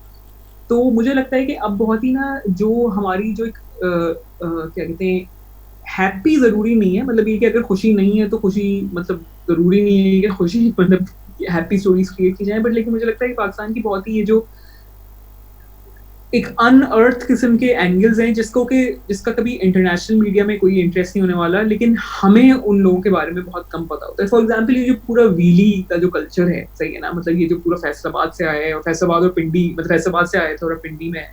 मतलब मेरा तो बड़ा दिल करता है कि कोई लंबी डॉक्यूमेंट्री हो, मतलब 25-30 मिनट की, जो कि पूरे ये जो हीरोज ही हैं बेसिकली मुख्तलिफ शहरों में, सही है ना, कि जिनके स्टंट्स हैं, सब कुछ है। मतलब यू कैन आर्ग्यू कि हाँ जी ये गलत करते हैं, ऑब्वियसली मतलब अनसेफ है, बिल्कुल अपनी जान भी खतरे में डालते हैं, हम सब की भी डालते हैं, but it is like a specific world. ये पूरी एक दुनिया है, इसका अपना एक कल्चर है, इसकी अपनी मतलब वोकैबुलरी है, इसके अपने अल्फाज हैं, इसकी अपना एक अजीब तरह का जिगरा है जो हमारे तो समझ में नहीं आता है। तो आई फील लाइक इस तरह की चीजें एक्सप्लोर करने की भी थोड़ी सी जरूरत है, जो थोड़ी सी क्वर्की हैं, जिनको सुन के आपको होता है कि व्हाट द हेल भाई ये हो क्या रहा है। तो मुझे लगता है कि इस तरह की चीजें जो है वो मतलब जिसमें कि जो एडवेंचरस भी हैं, लेकिन मतलब मुझे ये होता है कि मतलब जो पाकिस्तान के कुछ ऐसी चीजों पे कवर करे जो हमारे इर्द गिर्द इतनी कॉमनली होती हैं, लेकिन जब तक कि गोरा हमें नहीं कहता हम उस पर कुछ बनाते हैं, बिकॉज हम आपस में अगर खुद से बनाते हैं तो हमें समझ नहीं आता कि चलिए फिल्म कहाँ चलेगी, पैसे कहाँ से मिलेंगे, मतलब कुछ तो आप मतलब वो करना चाहते हैं। तो आई फील लाइक अब तो मुझे लगता है कि हैप्पी और मतलब यानी कोई ऐसी स्टोरीज हो जिसमें थोड़ा हैप्पीनेस क्वेश्चन ज्यादा हो, या मतलब ऐसा हो कि आपको ना सुन के उसको देख के हो गए ये क्या हो रहा है, मतलब इस तरह की चीजें। या जैसे ये जो पाकिस्तान में मतलब क्या कहते हैं ये पूरे एड्स बनते हैं केबल टीवी के लिए, राइट, मतलब बिल्कुल लो बजट किस्म के, एक DSLR पे। मतलब मेरा कभी कभी दिल करता है कि जब ये एड शूट हो रहा हो तो मतलब एक कैमरा मेरा हो जो कि वहां पर हो कि ये होता कैसे है, like how does this thing come to life. It is like a specific culture, मतलब ये छोटे छोटे सब कल्चर हैं, लेकिन ये अलग दुनियाएं हैं जिनको हम हमेशा ये कह के डिसमिस करते हैं कि ओ हाँ ये तो कोई अनकूल किस्म के लोग हैं, बट मतलब you know they cooler than all of us basically. I totally agree. I think Wasim Sheikh Sahab पे वो एक्सक्यूज मी वाले जो हमारे दोस्त हैं उनके ऊपर पूरी एक डॉक्यूमेंट्री बननी चाहिए। जितना इंगेजिंग कंटेंट वो बनाते हैं, आप उनका मजाक उड़ा लें, आप उनको मॉक कर लें, देखते सारे हैं आप। और जिस तरह वो देखते हैं और याद रखता है, हमें पता रहता है कि अच्छा उस वो वाले ऐड में ये डायलॉग था या ये गाना चला था और वो इस चीज़ का ऐड था। मेरे ख्याल में इससे स्ट्रॉन्ग क्या हो सकता है कि आपको फलां कढ़ाई का या फलां फर्नीचर की दुकान का नाम याद हो गया because of his add. That was the entire purpose of that add और उन्होंने पूरा कर लिया। बिल्कुल एग्जैक्टली। और यहाँ पे कितने सारे ऐड हैं बिस्किटों के और चायों के और टूथपेस्ट के जो पूरा वक्त टीवी पे चलते रहते हैं, लेकिन आप उनको इतनी बार सुनते भी हैं लेकिन आपको याद भी नहीं रहता कि वो है किस चीज का। ये भी नहीं याद रहता कि वो अगर आप दूसरे कमरे से बैठ के सुन रहे हो टीवी पे तो आपको लगता है कि है कोई है, ये बार बार आता है ऐड, हाँ। मतलब अनमेमोरेबल किस्म के एड्स होते हैं। तो मतलब हाँ, वसीम शेख साहब तो deserve the documentary on his own. और जिस तरह के वो कैरेक्टर हैं, मतलब मैंने उनके बारे में जो स्टोरीज सुनी है ऑफ कैमरा भी और ऑन कैमरा भी, जो उनके इंटरव्यूज हैं, मतलब he is like, I mean, sounds like a great guy, you know, कि Smart guy, for sure. हाँ, और पर्सनालिटी है उनकी, वो एक सुकून के आदमी है, चिल्लर हैं, हम्बल भी बहुत हैं, और मतलब he also knows what he is doing, clearly he knows what he is doing. Clearly he knows. अच्छा, अब इस सब में ना 2-3 क्वेश्चन हैं, so let's go one by one. पहला तो एक यही था जो बड़ा, I won't say criticism, but again a very clichéd question, कि आप पाकिस्तान के दुश्मन हैं, आप पाकिस्तान के सिर्फ बुरी स्टोरीज दिखाते हैं एंड ऑल दैट काइंड, जो आपने आई एम श्योर सुना होगा ओवर द ईयर्स। शमीन ने भी काफ़ी सुना है वो। सो what's your comment on that? I would really like कि आप एड्रेस करें। सो जो मैं आपको रिपीट करता हूं, नेगेटिव इमेज वाला सवाल है, इज इट? आप पाकिस्तान के दुश्मन हैं, आप पाकिस्तान की बुरी स्टोरीज दिखाते हैं, और ये आपको फलां नजर नहीं आता, आपको टेररिज्म नजर आता है, टूरिज्म नजर नहीं आता है, stuff like that. So you know being, oh my God, it's a funny story, फिर कभी सुनाऊंगा ये जुमला कहाँ से आया है। बट जस्ट इमेजिन कि आप स्टेट डिपार्टमेंट में बैठे हैं अमेरिका में, और वहाँ पे उस कमरे में 3 एम्बेसडर बैठे हैं, और आप डेलीगेशन गया हुआ पाकिस्तान से, और आप यहाँ से बैठ के उनको कह रहे हैं कि नहीं, पाकिस्तान में देयर इज़ नो टेररिज्म। ये 2014 की बात बता रहा हूँ, यानी हम we were middle of this war, Pakistan में टेररिज्म नहीं, टूरिज्म है, you guys don't know anything. मैंने कहा ओके, तो they know everything, I mean, why would they not know about terrorism? पूरा पाकिस्तान डेस्क बैठा हुआ था उस पे, पूरा साउथ एशिया डेस्क बैठा हुआ था उस कमरे में स्टेट डिपार्टमेंट का, नॉट जोकिंग। अच्छा, सो इस पे खैर आपका, आई एम श्योर आपने पहले भी एड्रेस किया, शमीन ने भी एड्रेस किया, but no harm in repeating for a bit के क्योंकि हमें बार बार सुनने का शौक है। So what's your take on that, कि एक आपके specific, I would say sad topics तो हैं वो, बट देन अगेन जो हम कहते हैं ना negative stereotype, quote and quote, so क्यों बनाते हैं भैया? क्या मसला है आपको? क्या मसला है आपको, बताएं, जवाब दें। आपका मसला क्या है? हमारा मसला ये है कि ना मुल्क में बहुत मसले हैं, तो हमें सच बोलने का शौक है बेसिकली। एक तो ये कि मतलब ये कि ये जो बात है, ये जो अल्फाज हैं, ये थोड़े से इसमें एरर है और ये फ्लॉड है कि नेगेटिव इमेज ऑफ पाकिस्तान, इसलिए कि हमें, आई थिंक हम ये नहीं सिर्फ ग्लोबल स्टेज पे ही नहीं, हम अपने घरों की स्टेज पे भी हमें इमेज ही की परवाह रहती है, सही ना? हमें रियलिटी को फिक्स करने का कोई शौक नहीं है। हमारे घरों के अंदर इज्जत और वकार, बेसिकली इज्जत वकार, मतलब वकार तो काश मतलब सब में हो, लेकिन मतलब ये कि उसको, उसकी एक फेक किस्म की अपकीप की ज्यादा लोगों को कोशिश रहती है, और लोग क्या कहेंगी परवाह रहती है, राइट? मतलब शादी जो है वो 1000 लोगों की तकरीब नहीं करनी है, क्योंकि लोग क्या कहेंगे, राइट? मतलब क्योंकि उसी से ही वकार समहाउ मतलब कनेक्टेड है इन अ वेरी वियर्ड वे। तो हर जगह फिक्र जो है ना, वो मैक्रो लेवल, वो माइक्रो लेवल से लेके मैक्रो लेवल तक यही है कि दूसरा हमारे बारे में क्या सोचेगा, सही है ना? फिर आप यूनिवर्सिटी जाते हैं तो मतलब आप एक बेहतर फोन की तलाश में रहते हैं, वो इसीलिए कि मतलब आपको अपने पीयर ग्रुप में जो है वो एक्सेप्टेंस हासिल की आपको मिले। आप एक खास तरह के कपड़ों को पहनने के लिए एस्पायर करते हैं, सब कुछ करते हैं, हम एक खास तरह का म्यूजिक सुनते हैं, ऑल ऑफ दैट, ठीक है ना?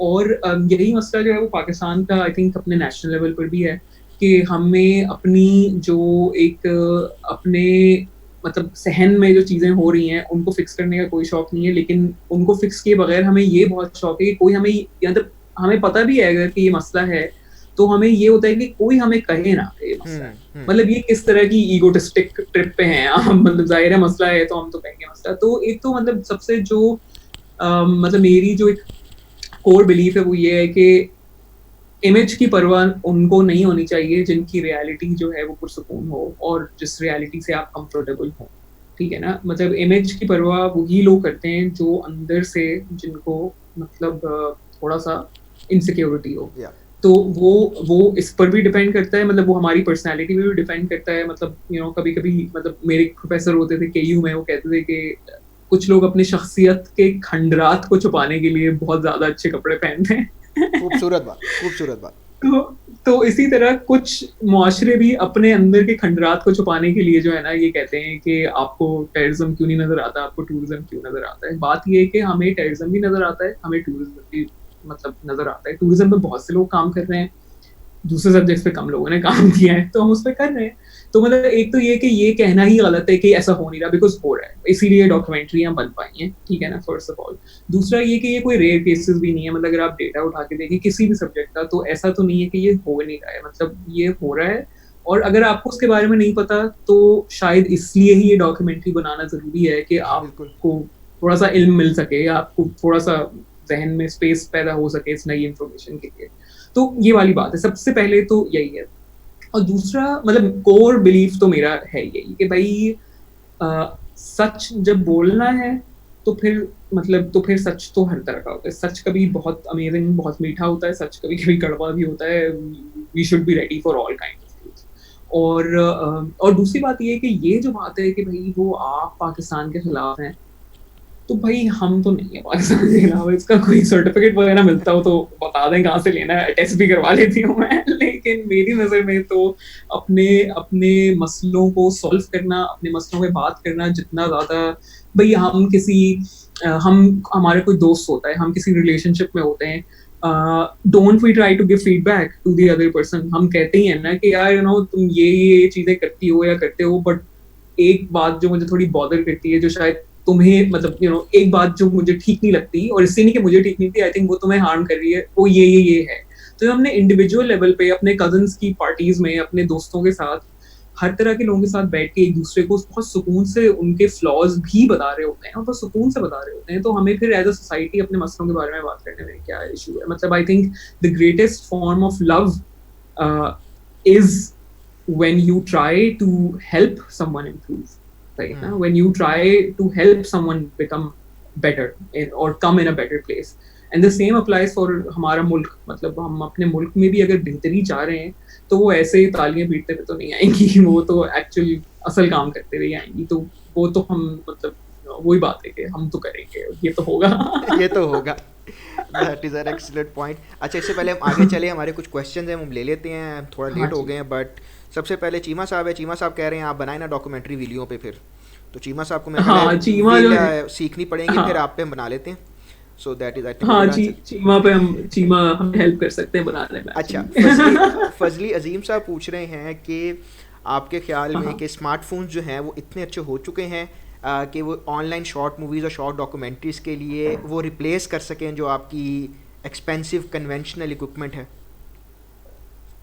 आई थिंक मतलब जो उसका सच्चा आंसर ये है कि अभी शायद रिप्लेस करने वाली नौबत तो नहीं आई है, लेकिन अभी मतलब स्मार्टफोन्स की एक प्रॉपर एक जगह डेफिनेटली क्रिएट हो गई है। मतलब ऐसा नहीं है कि बन नहीं सकती, लेकिन ये ज़रूर है कि फुली रिप्लेस नहीं हुई है, क्योंकि जब आप फिर बड़े नेटवर्क्स पर जाते हैं या बड़े प्लेटफॉर्म्स पर अपनी डॉक्यूमेंट्रीज दिखाने की कोशिश करते हैं, तो उनकी एक थोड़ी सी अजारादारी अलग तरह की है। फॉर एग्जांपल अगर नेटफ्लिक्स है, तो नेटफ्लिक्स मतलब अब तो खैर नेटफ्लिक्स से अप्रूव कराना और उनसे कोई डॉक्यूमेंट्री डील करना वो भी एक मतलब एक जंग है। मतलब वो इतना आसान काम नहीं है, वो हर किसी को मिल नहीं पाता। हमें तो नहीं मिला आज तक से है, लेकिन उनकी ना फिर कुछ रिक्वायरमेंट्स होती हैं। उधर जाके उस वाले लेवल पे कम्पीट करने में वो फिर होता है कि उनकी एक कैमरा की लिस्ट है कि भाई इस लेवल से नीचे आप आ ही नहीं सकते, ठीक है ना। मतलब आपको वो महंगा कैमरा चाहिए।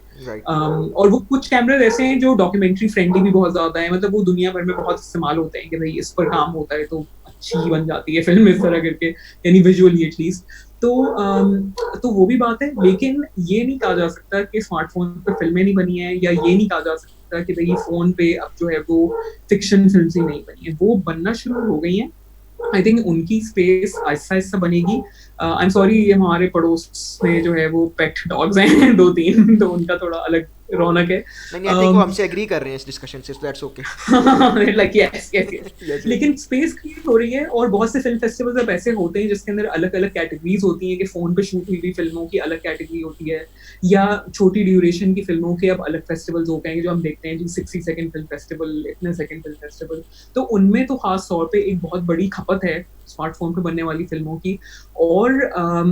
और अभी भी डॉक्यूमेंट्री जैसी चीज में भी, चाहे वो नेटफ्लिक्स हो चाहे वो कोई भी हो, जब आपको एक्सेस का मसला आता है ना, जहां पर ये हो कि जी बड़ा कैमरा ले जाना खतरे से खाली नहीं है, तो बड़े से बड़ा एग्जीक्यूटिव प्रोड्यूसर भी आपको ईमेल लिख के कहता है कि if nothing works take your phone, ठीक है ना। तो इसका मतलब है कि कुछ ना कुछ तो जगह है। हाँ, लेकिन मतलब ऑब्वियसली फोन के साथ फिर थोड़ी सी ये वाली चीजें हैं कि भाई आपका ज़ाहिर है हाथ और स्टेबल होना चाहिए, क्योंकि छोटा सा फ़ोन है, उसमें हिलजुल करेंगे तो बहुत ही क्रैपी किस्म की मतलब फिल्म मेकिंग होगी। आपको थोड़ा ऑडियो वगैरह का ख्याल रखना होगा कि अच्छा भाई मतलब जो भी हो फिर चीज़ें कॉम्प्रोमाइज़ नहीं हो सकती ना क्वालिटी, क्योंकि हम सबको मसला ये कि हम सबको आदत भी हो गई है अच्छी क्वालिटी की चीज़ें देखने की ना, मतलब जैसे ही कोई थोड़ा सा फजूल सा कैमरा वर्क हो, खराब ऑडियो हो, तो हम ज़्यादा सब्र नहीं अब अप्लाई करते, हम कहते हैं अच्छा सही है कोई और फिल्म देख लेते हैं, इतनी देर में कोई और वीडियो देख लेते हैं। So if I am to मतलब आपकी बात अगर मैं सही तरह समझाऊँ तो इसके दो एस्पेक्ट हैं। एक है technical which is still there कि अगर आपने उसको नेटफ्लिक्स पे इंटरनेशनल मूवीज़ पे लेके जाना है, आपने शूट करना है, so that is very technical aspect और उस पर अभी conventional wins right, but generally that doesn't that's not stopping you from making online short movies. Absolutely. मतलब ये तो हमें रियलाइज करने की जरूरत है कि इस वक्त जो हमारी जेबों में फोन है वो मतलब उससे बड़ा कोई टूल है नहीं, और हम बहुत आराम से अपनी स्टोरीज बता सकते हैं। और मतलब बड़े कैमरा तो एक कॉम्प्लिकेटेड चीज़ है, लेकिन छोटे फोन छोटे कैमरा के लिए इतने सारे तो यूट्यूब वगैरह पे भी ट्यूटोरियल्स मौजूद हैं कि भाई अच्छी ऑडियो कैसे रिकॉर्ड होगी फोन पे, ये कैसे होगा, वो कैसे होगा। तो मतलब सारे आंसर्स भी उसी लैपटॉप और उसी फोन पे भी मौजूद हैं कि करना कैसे है। अगर आपको ये लगता है कि यार शायद मैं ना कर पाऊँ तो मतलब trust me the answers are all there. अच्छा चलिए, अभी फजली अजीम साहब का ही सेकंड क्वेश्चन है, वो ये है that did winning the highest award in your profession change the nature of projects that you do और did it help? So basic वो क्वेश्चन ये है कि आपको ऑस्कर जीता, आपने एमी जीता, सो उससे आपके जो टॉपिक की सिलेक्शन थी क्या वो चेंज हुई? और second I think is a more straight forward part वो है कि उसने आपके करियर में हेल्प की। राइट, तो पहला जो सवाल का जवाब है आई थिंक उसका आंसर येस भी है और नो भी। वो इस तरह की नेचर चेंज होती है क्योंकि आपको बेहतर तरह के प्रोजेक्ट्स मिलते हैं, राइट। मतलब एज सून एज आपके प्रोफाइल में कोई गो अवार्ड का नाम पड़ता है तो लोग खुद ही से आपको सीरियसली भी ज़्यादा लेते हैं, आपको क्रेडिट भी बेहतर देते हैं अपनी फिल्म में, और आपको एक ज़्यादा सीरियस स्टेक होल्डर के तौर पे देखते हैं। इसका जवाब नो उस सूरत में है कि बेसिकली मतलब मैं अगर कोई न्यूयॉर्क सिटी टाइप की जगह पे रह रही होती तो शायद ऐसा होता कि मैं सिर्फ थोड़े ज़्यादा ही बड़े बड़े प्रोजेक्ट्स कर रही होती। मैं क्योंकि पाकिस्तान में रहती हूँ और मतलब यहाँ पर बिल्स पे करना एक अलग तरह की जंग है, क्योंकि इसके अंदर हमारे पास इतना सारा काम तो होता नहीं है, राइट। हमें हर काम के लिए थोड़ा उसको ग्रैब करना पड़ता है उस अपॉर्चुनिटी को, खासतौर पे अगर कोई फॉरेन प्रोजेक्ट आ रहा हो, कोई ग्लोबल प्रोजेक्ट आ रहा हो। तो उसमें भी ये भी होता है कि कभी कभी आपको छोटा प्रोजेक्ट भी करना पड़ता है, कभी कभी आप you work at a smaller designation also, और मुझे तो उससे कोई फर्क नहीं पड़ता। मुझे कहीं पे इंटरप्रेट करना हो तो मैं उर्दू से अंग्रेजी ट्रांसलेशन करने के लिए भी पहुंची होती हूँ फील्ड पे, as long as topic interesting हो, सही है ना। और तो आई फील लाइक टॉपिक्स आपको लोग ज्यादा सीरियस सब्जेक्ट्स ऑफर करते हैं बिकॉज पीपल थिंक कि आप उसको कर सकते हैं, ना आप में वो पोटेंशियल है। एट द सेम टाइम आपको बहुत से सीरियस टॉपिक्स पे छोटे पोस्ट पर भी काम करना पड़ता है, और वो मैं चाहूँ तो मैं ये भी कह सकती हूँ नहीं मुझे इस डेजिग्नेशन से नीचे कोई काम नहीं करना, लेकिन मतलब मुझे उस तरह के मसले कोई नहीं है। मुझे लगता है कि पाकिस्तान में आपको रहते हुए पाकिस्तान की स्टोरीज बतानी है तो फिर वो हर तरह की डेजिग्नेशन से बतानी चाहिए, कोई ऐसा तो मसले की बात नहीं। क्योंकि कुछ प्रोजेक्ट्स होते हैं जिसमें आपको डेजिग्नेशन छोटी मिल रही होती है बट पैसे बेहतर मिल रहे होते हैं, तो कर लेते हैं क्योंकि पैसे भी हमें चाहिए। और तो लेकिन सब्जेक्ट ऐसा नहीं हुआ कि ऑस्कर के बाद ये नहीं हुआ कि जी अब मैं इस सब्जेक्ट पे काम नहीं करूँगी या मैं उस सब्जेक्ट पे काम नहीं करूँगी। मतलब ये ज़रूर होता है हाँ कि कुछ चीज़ों में लोग आपको एक एक्सपर्ट समझने लगते हैं। जैसे अगर ऑनर किलिंग फिल्म पे आपको प्रोड्यूसर पे आपको मिला है अवार्ड, तो ये जरूर होता है कि फिर सारी ऑनर किलिंग की फिल्में जो है ना वो आपके पास ही आती हैं। मतलब आप चाहें या ना चाहें लोग आपको ऑफर करते हैं कि जी अब ये जो केस हुआ है इस पर आप फिल्म बनाएं। तो मतलब because it's a topic that is close to my heart, तो मैं तो आराम से साइन अप कर लेती हूँ उस तरह के प्रोजेक्ट्स के लिए। शायद कोई ऐसा पॉइंट आए कि मैं I might just get fed up कि अच्छा भाई फिल्म बनाएं, बट जनरली और प्रोजेक्ट जो उनका जो दूसरा सवाल था कि अवार्ड के बाद उसका क्या होता है, तो वो जो डेफिनेटली करता है, मतलब बिल्कुल करता है। ठीक है, अच्छा। Zara Saliya Ahmed, another of our mutual friend I am suppose, आप भी जानती हैं उनको, फुल ब्राइटर हैं। सो उनका क्वेश्चन यहाँ पे ये है कि जिस तरह के आपने अभी हम बात करते हैं टॉपिक्स की, सो उसमें काफ़ी ऐसे टॉपिक्स हैं जिनको in fashion quote and quote हम कह सकते हैं, या उनके ऊपर ज़्यादा काम होता है, ज़्यादा लोग काम, ज़्यादा अटेंशन मिलती है लेट्स से। तो एक वो टॉपिक्स हैं, दूसरे ये हैं कि कुछ टॉपिक्स हैं जो कि इक्वली इम्पॉर्टेंट हैं बट वो इग्नोर हो जाते हैं। So as a movie maker, as documentary maker, आप क्या देखते हो, व्हाट्स द जनरल ट्रेंड और what's your personal take on this कि there are some topics that get attraction. जिस तरह ज़ैनब की हमने बात की थी अभी, उसके बाद जितनी डॉक्यूमेंट्रीज आई तो मेरा ख्याल है सब लोगों ने बैठ के देखी कि we might get to know more about it, sentimental value थी उसकी। But then there are topics like कि अभी कल मैं एक वीडियो देख रहा था, थोड़ी बात लंबी हो जाएगी, बट वो ये थी कि उसमें एक ट्रांसजेंडर थी, उन्होंने वो बात करी थी कि किस तरह उनके दरमियान सेक्स नहीं होते, दे ऑल लिव टुगेदर। तो उन्होंने कहता है कि आप टेक्निकली सिर्फ हम ही लोग हैं जिनके दरमियान कोई डिवाइड नहीं है, बाकी आप सारे तो बटे हुए हैं। अब दिस इज समथिंग जो अनहर्ड है रिलेटिवली, जो आपको मेन स्ट्रीम मीडिया पे नज़र नहीं आएगा, इस पे डॉक्यूमेंट्रीज नज़र बहुत रेयरली आती हैं। So what's your take on this situation? हाँ, मतलब मुझे लगता है कि कुछ चीज़ें तो खैर डिक्टेट होती हैं कि ग्लोबल ट्रेंड्स क्या हैं, सही है ना। फॉर एग्जांपल जब मलाला पे मतलब असैसिनेशन अटेम्प्ट हुई तो उसके बाद सडनली गर्ल्स एजुकेशन एक शदीद हॉट टॉपिक बन गया, और क्योंकि मलाला तो हमें पाकिस्तानी है तो हर कोई चाहता था कि गर्ल्स एजुकेशन से रिलेटेड कोई डॉक्यूमेंट्री जो है वो पाकिस्तान में शूट हो। और ये मैं बाहर के लोगों की बात कर रही हूँ। हम बात कर रहे थे कि ज़ारा ने जो सवाल किया था, तो ऑब्वियसली ये पोलियो वर्कर्स पे जब अटैक्स होना शुरू हुए तो वो तो कुछ धारे बहते हैं जिन पे हम सब फ्लो करते हैं, और कुछ ऐसे सब्जेक्ट्स होते हैं जिसमें मतलब क्योंकि पाकिस्तान का मसला ये कि जो डॉक्यूमेंट्री फंडिंग है वो तो यहाँ से तो कोई यहाँ पे कोई ग्रास रूट्स तो सोर्स ही नहीं है डॉक्यूमेंट्री फंडिंग की, राइट। तो हम इवेंचुअली उन्हीं फिर सब्जेक्ट्स पर पेड फिल्में बनाते हैं, कमीशन फिल्में, जो हमें कोई बाहर से फंड कर रहा होता है। तो वो जो अपनी मर्जी के सब्जेक्ट्स पे या ट्रांसजेंडर पीपल पे कोई अच्छी फिल्म बनाने की जो एक वो होती है, क्योंकि ट्रांसजेंडर कम्युनिटी पे पाकिस्तान में बहुत फिल्में बन चुकी हैं, लेकिन वो 2000 में बन चुकी हैं, सही है ना। एंड देन स्लोली हम वो मिलिटेंसी और टेररिज्म और ये वाली फिल्में बनाना शुरू हो गए। और इनफैक्ट हर फिल्म स्कूल का हर बच्चा जो है वो सबसे पहले कहता है मैं अपना थीसिस ट्रांसजेंडर कम्युनिटी में बनाऊंगा। फिर उनको कहना पड़ता है कि अच्छी बनाओगे तो बनाना, नहीं तो फजूल की ऐसी फिल्म ना बनाना जिसमें वो ऑब्जेक्टिफाई हो रहे हो लोग। तो अभी लाइक बहुत से सब्जेक्ट्स पे काम हो चुका है, उनकी लाइफ खत्म हो गई है। अगर किसी को अब उन पर फिल्में बनानी है तो मतलब एक्सेप्शनली अच्छी डॉक्यूमेंट्री बनानी होगी, वरना वो ऐसी बस छोटी छोटी अजीब सी फिल्में जो है वो बन जाती हैं जो बस कहीं भी नहीं जाती फिर। Right.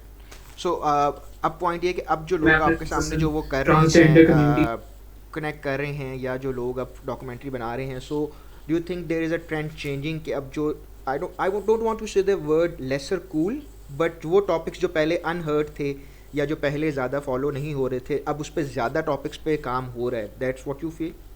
If I am not, I think ये तो मैं बिल्कुल फील करती हूँ। उसकी वजह ये है कि भाई इतने ज़्यादा लोग हैं, इतने ज़्यादा लोग अच्छे मतलब एक्सेसिबल इक्विपमेंट भी अब ज़्यादा है, मतलब बहुत से लोगों के पास कोई ना कोई कैमरा ज़रूर होता है, या सबके पास स्मार्टफोन तो है। तो डेफिनेटली जब ज़्यादा लोग आएंगे तो ज़्यादा तरह की फिल्में बनेंगी, ज़्यादा डाइवर्स सब्जेक्ट्स पर बनेंगी, ये तो तय है और ऐसा हो रहा है। क्योंकि मेरा जब भी जाना होता है किसी ट्रेनिंग वर्कशॉप में, किसी मेंटोरशिप के किसी फिल्म के प्लेटफॉर्म पे, तो मैं यही देख रही होती हूँ कि उसमें जो यंगर मतलब जो एक क्राउड है वो बहुत ही फिर मतलब कुछ बहुत ही अलग अलग सब्जेक्ट्स पे फिल्में बना रहे होते हैं, because there are just more people, so more people means more creativity and more subjects being explored.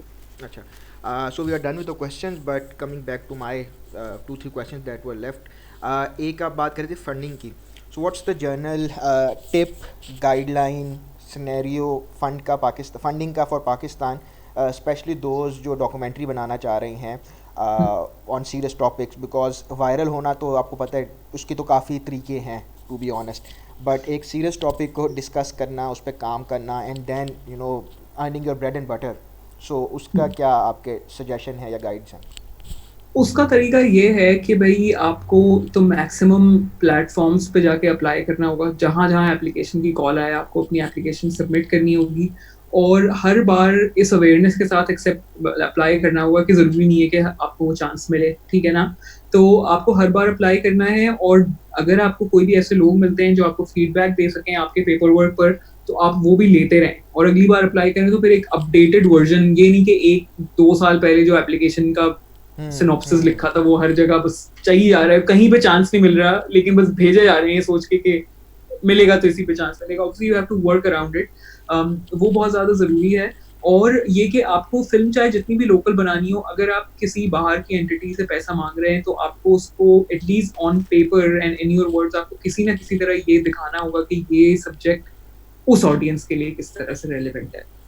तो अगर आप किसी जर्मन से पैसे मांग रहे हैं अपनी फिल्म के, तो किसी ना किसी तरीके से you will have to link it up with the Germans or with Germany or something related to that, even though वो फिल्म मीलों दूर, yeah, so something that believe in or something that they stand for probably, not even necessarily stand for, लेकिन मतलब वो एक ऐसी चीज है ना कि अगर आपको कोई जर्मन जो है वो आप किसी फंडिंग प्लेटफॉर्म पे अगर आप जीतेंगे ग्रांट, तो फिर काफी ज्यादा चांस है कि वो किसी जर्मन ब्रॉडकास्ट प्लेटफॉर्म पे वो फिल्म भी चलेगी, है ना, और कोई जर्मन उस पर को प्रोड्यूसर भी आएगा, ये सारी चीजें होंगी। तो भाई पाकिस्तान की कोई फिल्म जर्मनी के चैनल पे क्यों चलेगी? वो कोई वही फिल्म चल सकती है ना जिसका किसी ना किसी तरीके से भी ताल्लुक हो। मतलब अगर मतलब पाकिस्तान में अगर डिस्क्रिमिनेशन पे भी फिल्म बनती है और आपको यूके में चलानी है, तो मतलब चाहे आप उसको ब्रेग्जिट से कनेक्ट करें, लेकिन किसी ना किसी तरह एक इंटेलिजेंट तरीके से आपको कनेक्ट करना जरूरी है, चाहे फाइनल एडिट में करें या ना करें, जितना भी करें, लेकिन on paper while trying to win a grant आपको ये करना होगा। Okay, so we have another question. Sorry, आप कुछ कह रहे थे? Yeah. Okay. नहीं, दूसरी चीज ये है कि any work that comes to you, मतलब वो हमेशा आपको हाई क्वालिटी डिलीवर करना होगा। ये ग्रांट्स के अलावा जो काम आपके पास खुद से आता है, कमीशन काम जो होता है, जो आपको मिलता है कि ये कर लें, ये फिल्म बनाएं और आपको इतने पैसे मिलेंगे, मतलब वो मतलब फजूल काम, शॉर्डी किस्म की वर्क एथिक के साथ अगर आप काम करके सबमिट करेंगे तो आपके पास कभी कोई वापस नहीं आएगा मजीद काम लेके। लेकिन आप एक बार अच्छा काम करेंगे, आपको 6 लोग रेकमेंड करेंगे, मतलब 6 दफा आप रेकमेंड किए जाएंगे और आपके पास काम आता रहेगा। So we can't be complaining कि जी काम नहीं आता, ये नहीं होता, मतलब काम अच्छा भी करना पड़ेगा। राइट। सो अब मेरा जो नेक्स्ट क्वेश्चन था उसी से आई थिंक इंटरलिंक किस्म को क्वेश्चन है। ज़ारा सालिया दोबारा हमसे पूछ रही हैं कि किसी पाकिस्तानी डॉक्यूमेंट्री मेकर्स ने LGBTI कम्युनिटी के इश्यूज़ पे कभी कोई डॉक्यूमेंट्री बनाई है, और is it a too dangerous of a topic to address? And पहले आप इस पर एड्रेस कर लो, फिर I will get to the second part of the question. I think ये डेंजरस जो है डॉक्यूमेंट्री फिल्म मेकर्स के लिए इतना नहीं है LGBTQI कम्युनिटी पर फिल्में बनाना, लेकिन ये कम्युनिटी के लिए खुद बहुत मतलब काफ़ी खतरे की बात है। तो या तो कोई ऐसी फिल्म बने जिसके अंदर कैरेक्टर्स जो हैं वो ज़्यादा मतलब जिनको रिस्क कम हो, जो कि आई डोंट सी व्हाई किसी को रिस्क कम हो सकता है पाकिस्तान में रहते हुए अगर उनका उस कम्युनिटी से ताल्लुक है। तो मतलब ऐसा है कि बहुत से लोग कोशिश तो करते हैं डॉक्यूमेंट्री बनाने की, और आई थिंक मैं जानती हूँ कुछ लोगों को जो इस वक्त काम कर रहे हैं, या डेफिनेटली बन रही हैं फिल्में इस वक्त, लेकिन उसमें थोड़ा सा ये देखना पड़ता है कि जब वो फिल्म रिलीज होने वाली हो तब उस फिल्म के जो कैरेक्टर्स हैं, जो सब्जेक्ट्स हैं, वो कहाँ पर हैं, वो क्या पाकिस्तान के अंदर हैं, पाकिस्तान से बाहर हैं, पाकिस्तान के अंदर हैं और कम्प्लीटली ओके हैं फिल्म रिलीज होने से। और कुछ फिल्में तो आई भी हैं, मतलब जैसे ट्रांस, आई थिंक ऑब्वियसली मतलब पाकिस्तान का थोड़ा ये है कि ट्रांस कम्युनिटी पे ज़्यादा आराम से काम होता है, लेकिन बाकी जो स्पेक्ट्रम है उस पे लोग मुश्किल से काम करते हैं। आई थिंक फिल्म मेकर्स के लिए एक हद तक खतरा हो सकता है, but definitely it's so dangerous for the community कि unless someone is really willing to put their story out there, मेरे ख्याल है फिल्म मेकर्स को भी जरा 6 बार सोचना ही चाहिए कि मतलब फिल्म बनाने का एक मकसद ये भी तो होता है ना कि आप किसी की वॉइस को एम्पलीफाई करना चाह रहे होते हैं। अब मतलब यहाँ से सवाल ये है कि किसी की वॉइस को एम्पलीफाई करके मतलब फायदा होगा या उल्टा और नुकसान हो जाएगा, आप रेडार में ही आ जाएंगे, तो ये बहुत देखना पड़ता है। अच्छा, अभी तो आप जिस तरह बात कर रहे हो ना कि जो हमारा टॉपिक है या जो सब्जेक्ट है उनके ऊपर उनको डेंजर होता है, but then again in Pakistan specially एक खातून फिल्म मेकर, उनके अपने एक सेट ऑफ डेंजर्स को वो फेस करते हैं जब उन्हें काम करना होता है, all type of stereotypes and then on ground जो रियल डेंजर्स होते हैं। So what how have you manage through all of that all these years, because you have addressed a couple of different topics, आपने travel भी किया है, north भी गए हो, कराची में रह के अगर आपने वायलेंस को किया है, फिर मैं ईदी वाला आपका देख रहा था, वो एक डिफरेंट एक्सपीरियंस था। सो उसको आपने किस तरह मैनूवर किया है इस पूरे एक जर्नी को, एंड व्हाट्स योर सजेशन? हाँ, आई थिंक एक तो ये कि मतलब depending on the subject documentary film making can be equally dangerous for women and male film makers, लेकिन फिर कुछ जगहों पे आके जो है वो औरत होने के अपने बोनस डेंजर्स होते हैं। तो उसका यही है कि I think step by step होता है। आप जब नए होते हैं तो आप अपने एक्सपीरियंस से भी सीखते हैं, आपकी टीम पे भी थोड़ा सा डिपेंड करता है शुरू के सालों में, स्पेशली अगर आपको थोड़ी सी अच्छी टीम ऐसी मिली हुई है जो आपके पर भी नहीं काटती लेकिन थोड़ा सा आपको आपकी मतलब आप पे नज़र भी रखती है इन अ गुड वे, तो वो उस तरह के लोग, उस तरह के कॉलीग्स बहुत हेल्प करते हैं। लेकिन आई थिंक खुद से जो है जनरली आपको मतलब specially as a woman film maker आपको हमेशा एक अंदाज़ा होना चाहिए कि आप मतलब यानी आदमियों की तरह हमारे पास ये लग्जरी नहीं होती कि हम किसी अननोन मतलब गाड़ी में और किसी अननोन मतलब फर्स्ट टाइम ड्राइवर के साथ बैठ के किसी ऐसे शहर में फिरते टुरते रहें जहाँ पे आप फर्स्ट टाइम जा रहे हो, Right. कि आप पहली बार जो है वो भक्कर पहुंचे हैं और आप किसी कंप्लीटली अननोन बंदे के साथ चल ही गए, मतलब कोई रेफरेंस होता है, आपको बड़ा ढूंढना पड़ता है ना। ये तो लड़कों की तो this is not even their lived experience के trying to find a reference for a good driver. और गुड और गुड ड्राइवर की पहचान ये नहीं है कि जो लेट ना हो, जो जिसकी वर्क एथिक अच्छी हो, मतलब गुड ड्राइवर का मतलब हमारी नजर में होता है कि not a creepy person basically, ठीक है ना। तो इस तरह की चीजें आपको बहुत देखनी पड़ती हैं कि who are you travelling with, where will you be, आप कहाँ ठहरेंगे, ये बहुत इंपॉर्टेंट होता है। उसके ऑनलाइन रिव्यूज भी होते हैं, लेकिन लिटरली कभी कभी तो ये होता है कि आपको फेसबुक पे स्टेटस डाल के जो है ना हाइव से ही पूछना पड़ता है कि उस जगह गए थे, कहाँ रुके थे, वो वाली चीज। और आप किसी कमरे में दाखिल हों तो आपको, जिसको रीडिंग अ रूम कहा जाता है, मतलब उसको हम क्या कमरा पढ़ना कहेंगे एक तरह से, आपको एक कमरे को पढ़ना आना चाहिए कि इसमें किस तरह के लोग बैठे हुए हैं, किस तरह की औरतें बैठी हैं, किस तरह के मर्द बैठे हैं और ये किस तरह से आपको देख रहे हैं। और मतलब आपको आपकी नज़र होनी चाहिए उस पर। ऑब्वियसली बात करके भी पता चलता है, बात करके परसेप्शंस आपको ये भी समझ में आता है कि आपका परसेप्शन उनके बारे में भी चेंज होता है, उनका परसेप्शन आपके बारे में भी इम्प्रूव होता है। लेकिन कुछ ऐसे सिचुएशन होती हैं जहाँ कुछ भी नहीं इम्प्रूव हो रहा होता है और आपको ये समझ में आता है कि आपको बस अब निकल जाना चाहिए 5-10 मिनट के बाद इस कमरे में। और या इवन मतलब मुझे तो ये लगता है कि ये जो एक लग्जरी मतलब यानी मतलब अगर आपको किसी से बैड वाइब्स आ रही हैं तो ऑब्वियसली अगर वो आपको पानी की बोतल दे रहा है तो आप पानी की बोतल ले लेंगे, लेकिन आप खोल के पीना नहीं शुरू हो जाएंगे, because God knows what's in the pani. सही है। तो ये मतलब वियर्ड किस्म की चीजें हैं जो मेरा नहीं हाल के मर्दों को सोचनी पड़ती हैं। I really don't think they think that much. मतलब ये कि पानी ना पीना इसलिए तो आप नहीं पी सकते कि अच्छा भाई पता नहीं पानी से कुछ डिजीज ना हो जाए, लेकिन ये नहीं होता कि पानी में कुछ मिला हुआ ना हो। तो ये वाली चीजें हैं। ट्रैवलिंग में आपको बहुत ज्यादा आई थिंक ख्याल रखना पड़ता है। स्टैंड आउट भी आप बहुत करते हैं। अगर जैसे आप खातून हैं और आपके हाथ में मतलब एक बड़ा सा कैमरा किसी रोड पे फिल्म कर रहे हैं, तो आपको मतलब ये कि लॉ इन्फोर्समेंट एजेंसीज भी आके, जरूरी नहीं है कि वो हर बार हरास करें, लेकिन मतलब एक उनको भी आप उनकी नजरों में जरूर आ जाते हैं कि कहाँ से आ गई है, कौन है। तो ये बहुत एक होता है। फिर ये क्या कर रही है, किस टॉपिक पे कर रही है, पाकिस्तानी है, लगती तो नहीं है। हालांकि आई डोंट नो कि पाकिस्तानी कैसा लगना चाहिए, मुझे पता नहीं आज तक, लेकिन मतलब ये बहुत होता है कि they try to figure out कि आपका मतलब एनआईसी पे एड्रेस कहाँ पे लिखा हुआ है। बेसिकली ये मतलब एक इन्वेस्टिगेटिव एक वो होती है। आपको मैं बड़ा एक अनफॉर्चुनेट यहाँ पे इसी पॉइंट पे सॉरी बात काट रहा हूँ, लेकिन आबिद ब्रूही हमारे रैपर हैं बलूचिस्तान से, जिनका गाना बड़ा मशहूर भी हुआ था, पटारी से लॉन्च हुआ था उनका। सो वो 2 साल पहले की बात है। वो आए थे लाहौर म्यूज़िक मीट पे, नताशा नूरानी जो करती हैं, आई थिंक 2-3 साल हो गए हैं। सो वो यहाँ पर आए, यहाँ पे आके वो घूम रहे थे, तो यहाँ पे कहते हैं हर नाके पे हमें रोक के पूछा गया कि आप जो हैं वो किस मुल्क से आए हैं, और फिर वो देखते थे कार्ड, तो फिर देखते थे अच्छा आप बलूचिस्तान से हैं। तो उनका थोड़ा कम्प्लेक्शन है, या मतलब एक हम इतना उनको जज कर रहे थे, and then they were not allowed to a park, enter a park, so stuff like that, and that was happening right in middle of Lahore. So just imagine, तो एक बंदा जो पहली दफ़ा लाहौर आया है, उसको आप हर नाके पे और हर जगह पूछ रहे हैं।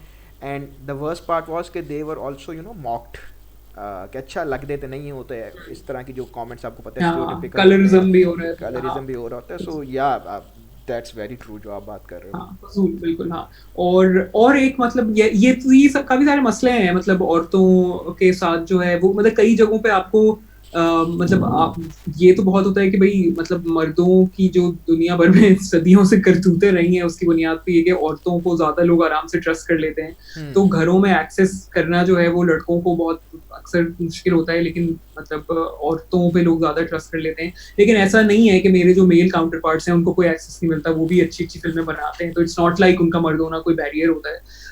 लेकिन लोग हम पे ट्रस्ट ज्यादा जल्दी से कर लेते हैं, लेकिन लोग हमें कभी कभी फैसिलिटेट करने के चक्कर में ओवर फैसिलिटेट कर रहे होते हैं कि अब आपका काम है खड़े होकर गर्मी में काम करना, आपको बिला वजह कुर्सी दिए जा रहे हैं कि आप बैठ जाएं, आप प्लीज बैठ जाएं, तो कहना पड़ता है कि हम बैठ गए तो ये फिल्म नहीं बनेगी, ठीक है।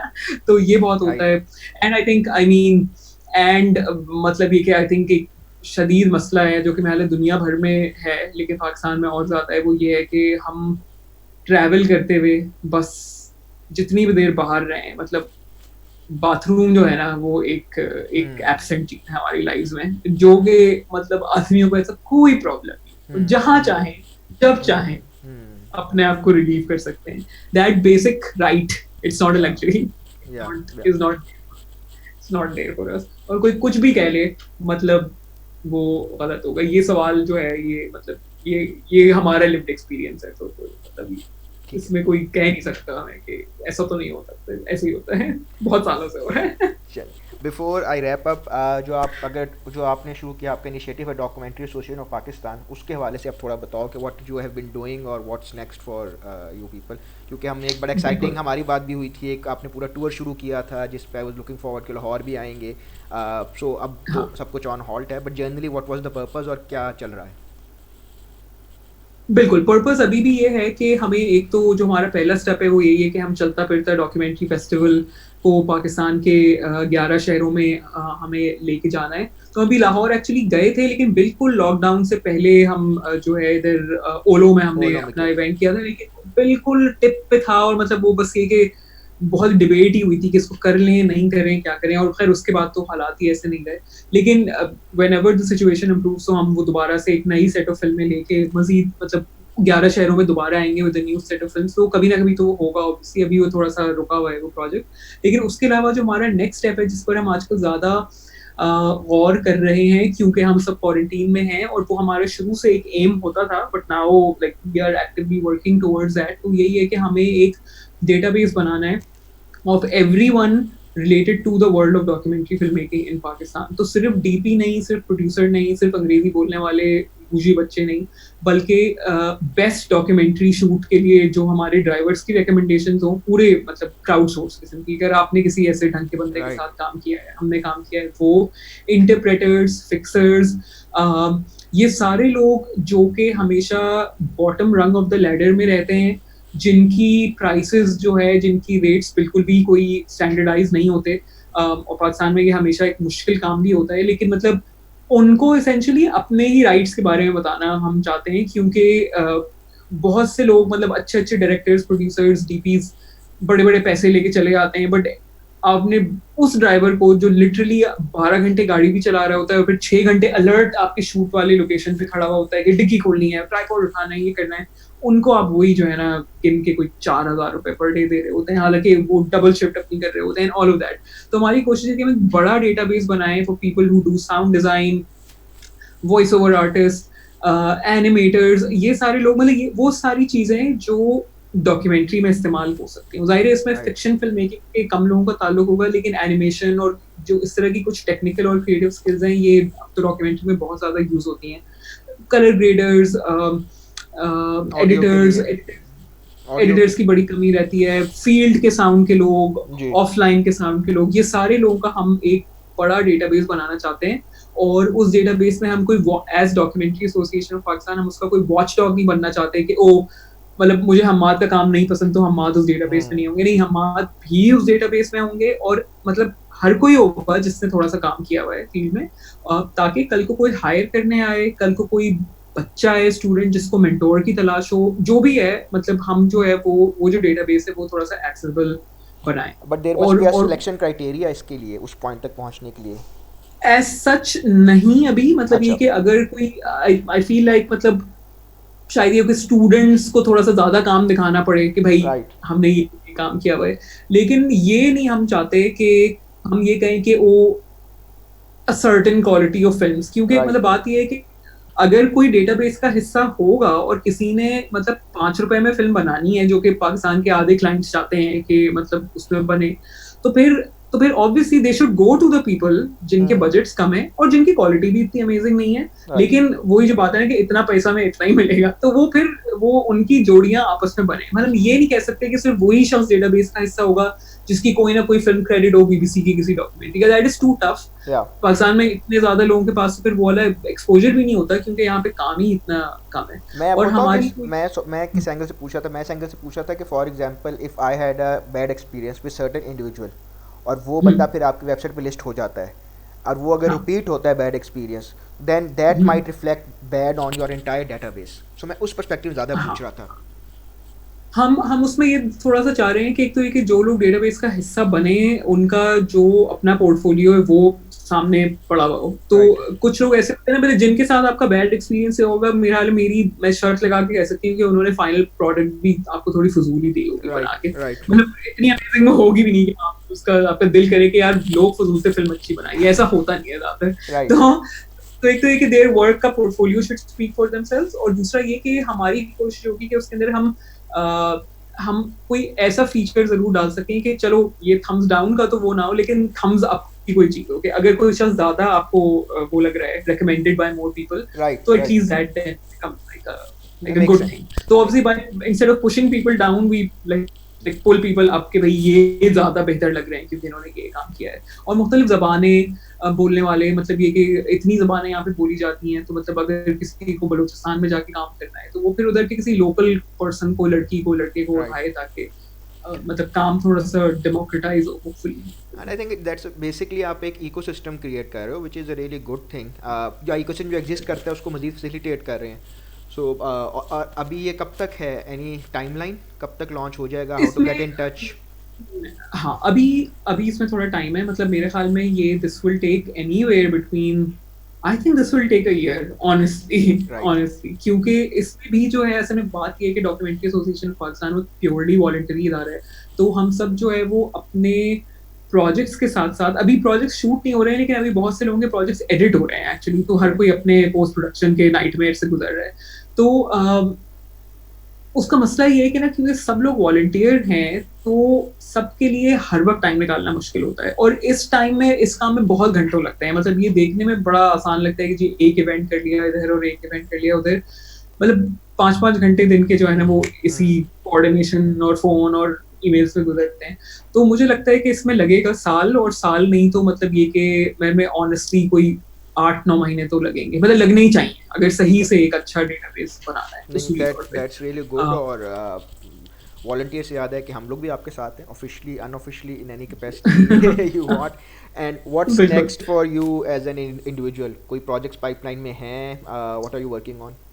बिल्कुल, एक प्रोजेक्ट जिस पे मैं काम मतलब कर रही हूँ थोड़े अरसे से, और इनफैक्ट अब मुझे क्वारंटीन के टाइम का थोड़ा ज़्यादा फ़ायदा उठाना है इस फरागत का, वो है कि मैं अपने एक पैशन प्रोजेक्ट पे काम कर रही हूँ। I am making a documentary Pakistan की ब्लाइंड वुमेन्स क्रिकेट टीम पे। तो इस फिल्म का क़याम हुआ था कोई तकरीबन 1.5 साल पहले, और मैं जब से टीम बननी भी नहीं थी, मतलब जब बनने वाली थी, मैं उस वक्त से इनके साथ हूँ, और मतलब मैं इनका अपने कैमरे के साथ पीछा कर रही हूँ। तो आई हैव मतलब अल्हम्दुलिल्लाह आई हैव फुल एक्सेस मतलब इनटू दिस टीम, और इन्होंने कुछ गेम्स भी खेले हैं, इनकी फैमिली लाइव्स हैं। तो अब मुझे थोड़ा सा ज़्यादा फुटेज के साथ बैठना है, थोड़ा सा फिगर आउट करना है कि कहाँ अप्लाई करना चाहिए इस फिल्म को लेके, और थोड़ा सा ये प्लान भी करना है कि अभी पोस्ट कोविड सोसाइटी में किस तरह ट्रैवल होगा, कहाँ जाया जाएगा, किस तरह से अपने कैरेक्टर्स को भी सेफ रखा जाए लेकिन फिल्म थोड़ी सी और भी शूट की जाए। तो ये बहुत सारे सवाल हैं अभी। चलें, अभी मेरा ख्याल है हमारे पास काफ़ी टाइम भी है बैठ के सोचने को जवाब, कुछ ज़्यादा है जितना हमें चाहिए तो उससे ज़्यादा ही है हमारे पास। बट आई थिंक इसी पॉइंट पे अब रैप अप करते हैं। Thank you so much for giving us time. मुझे तो खैर बहुत मज़ा आया और बड़ी इंगेजिंग और एक अच्छी डिस्कशन हुई है। और by the looks of it, क्योंकि हम लोग आज से हम लोग दफ्तर ख्वां के पेज पे भी लाइव थे, सो वहाँ से भी मैं काफ़ी आ रहे थे। So we were live on 2 pages and हमें 2 डिफरेंट ऑडियंस देख रही थी। So thank you so much for giving us time and all the very best and stay safe. Thank you, you too. Okay जी, all the best, thank you. Okay, खुदा हाफिज़, thank you.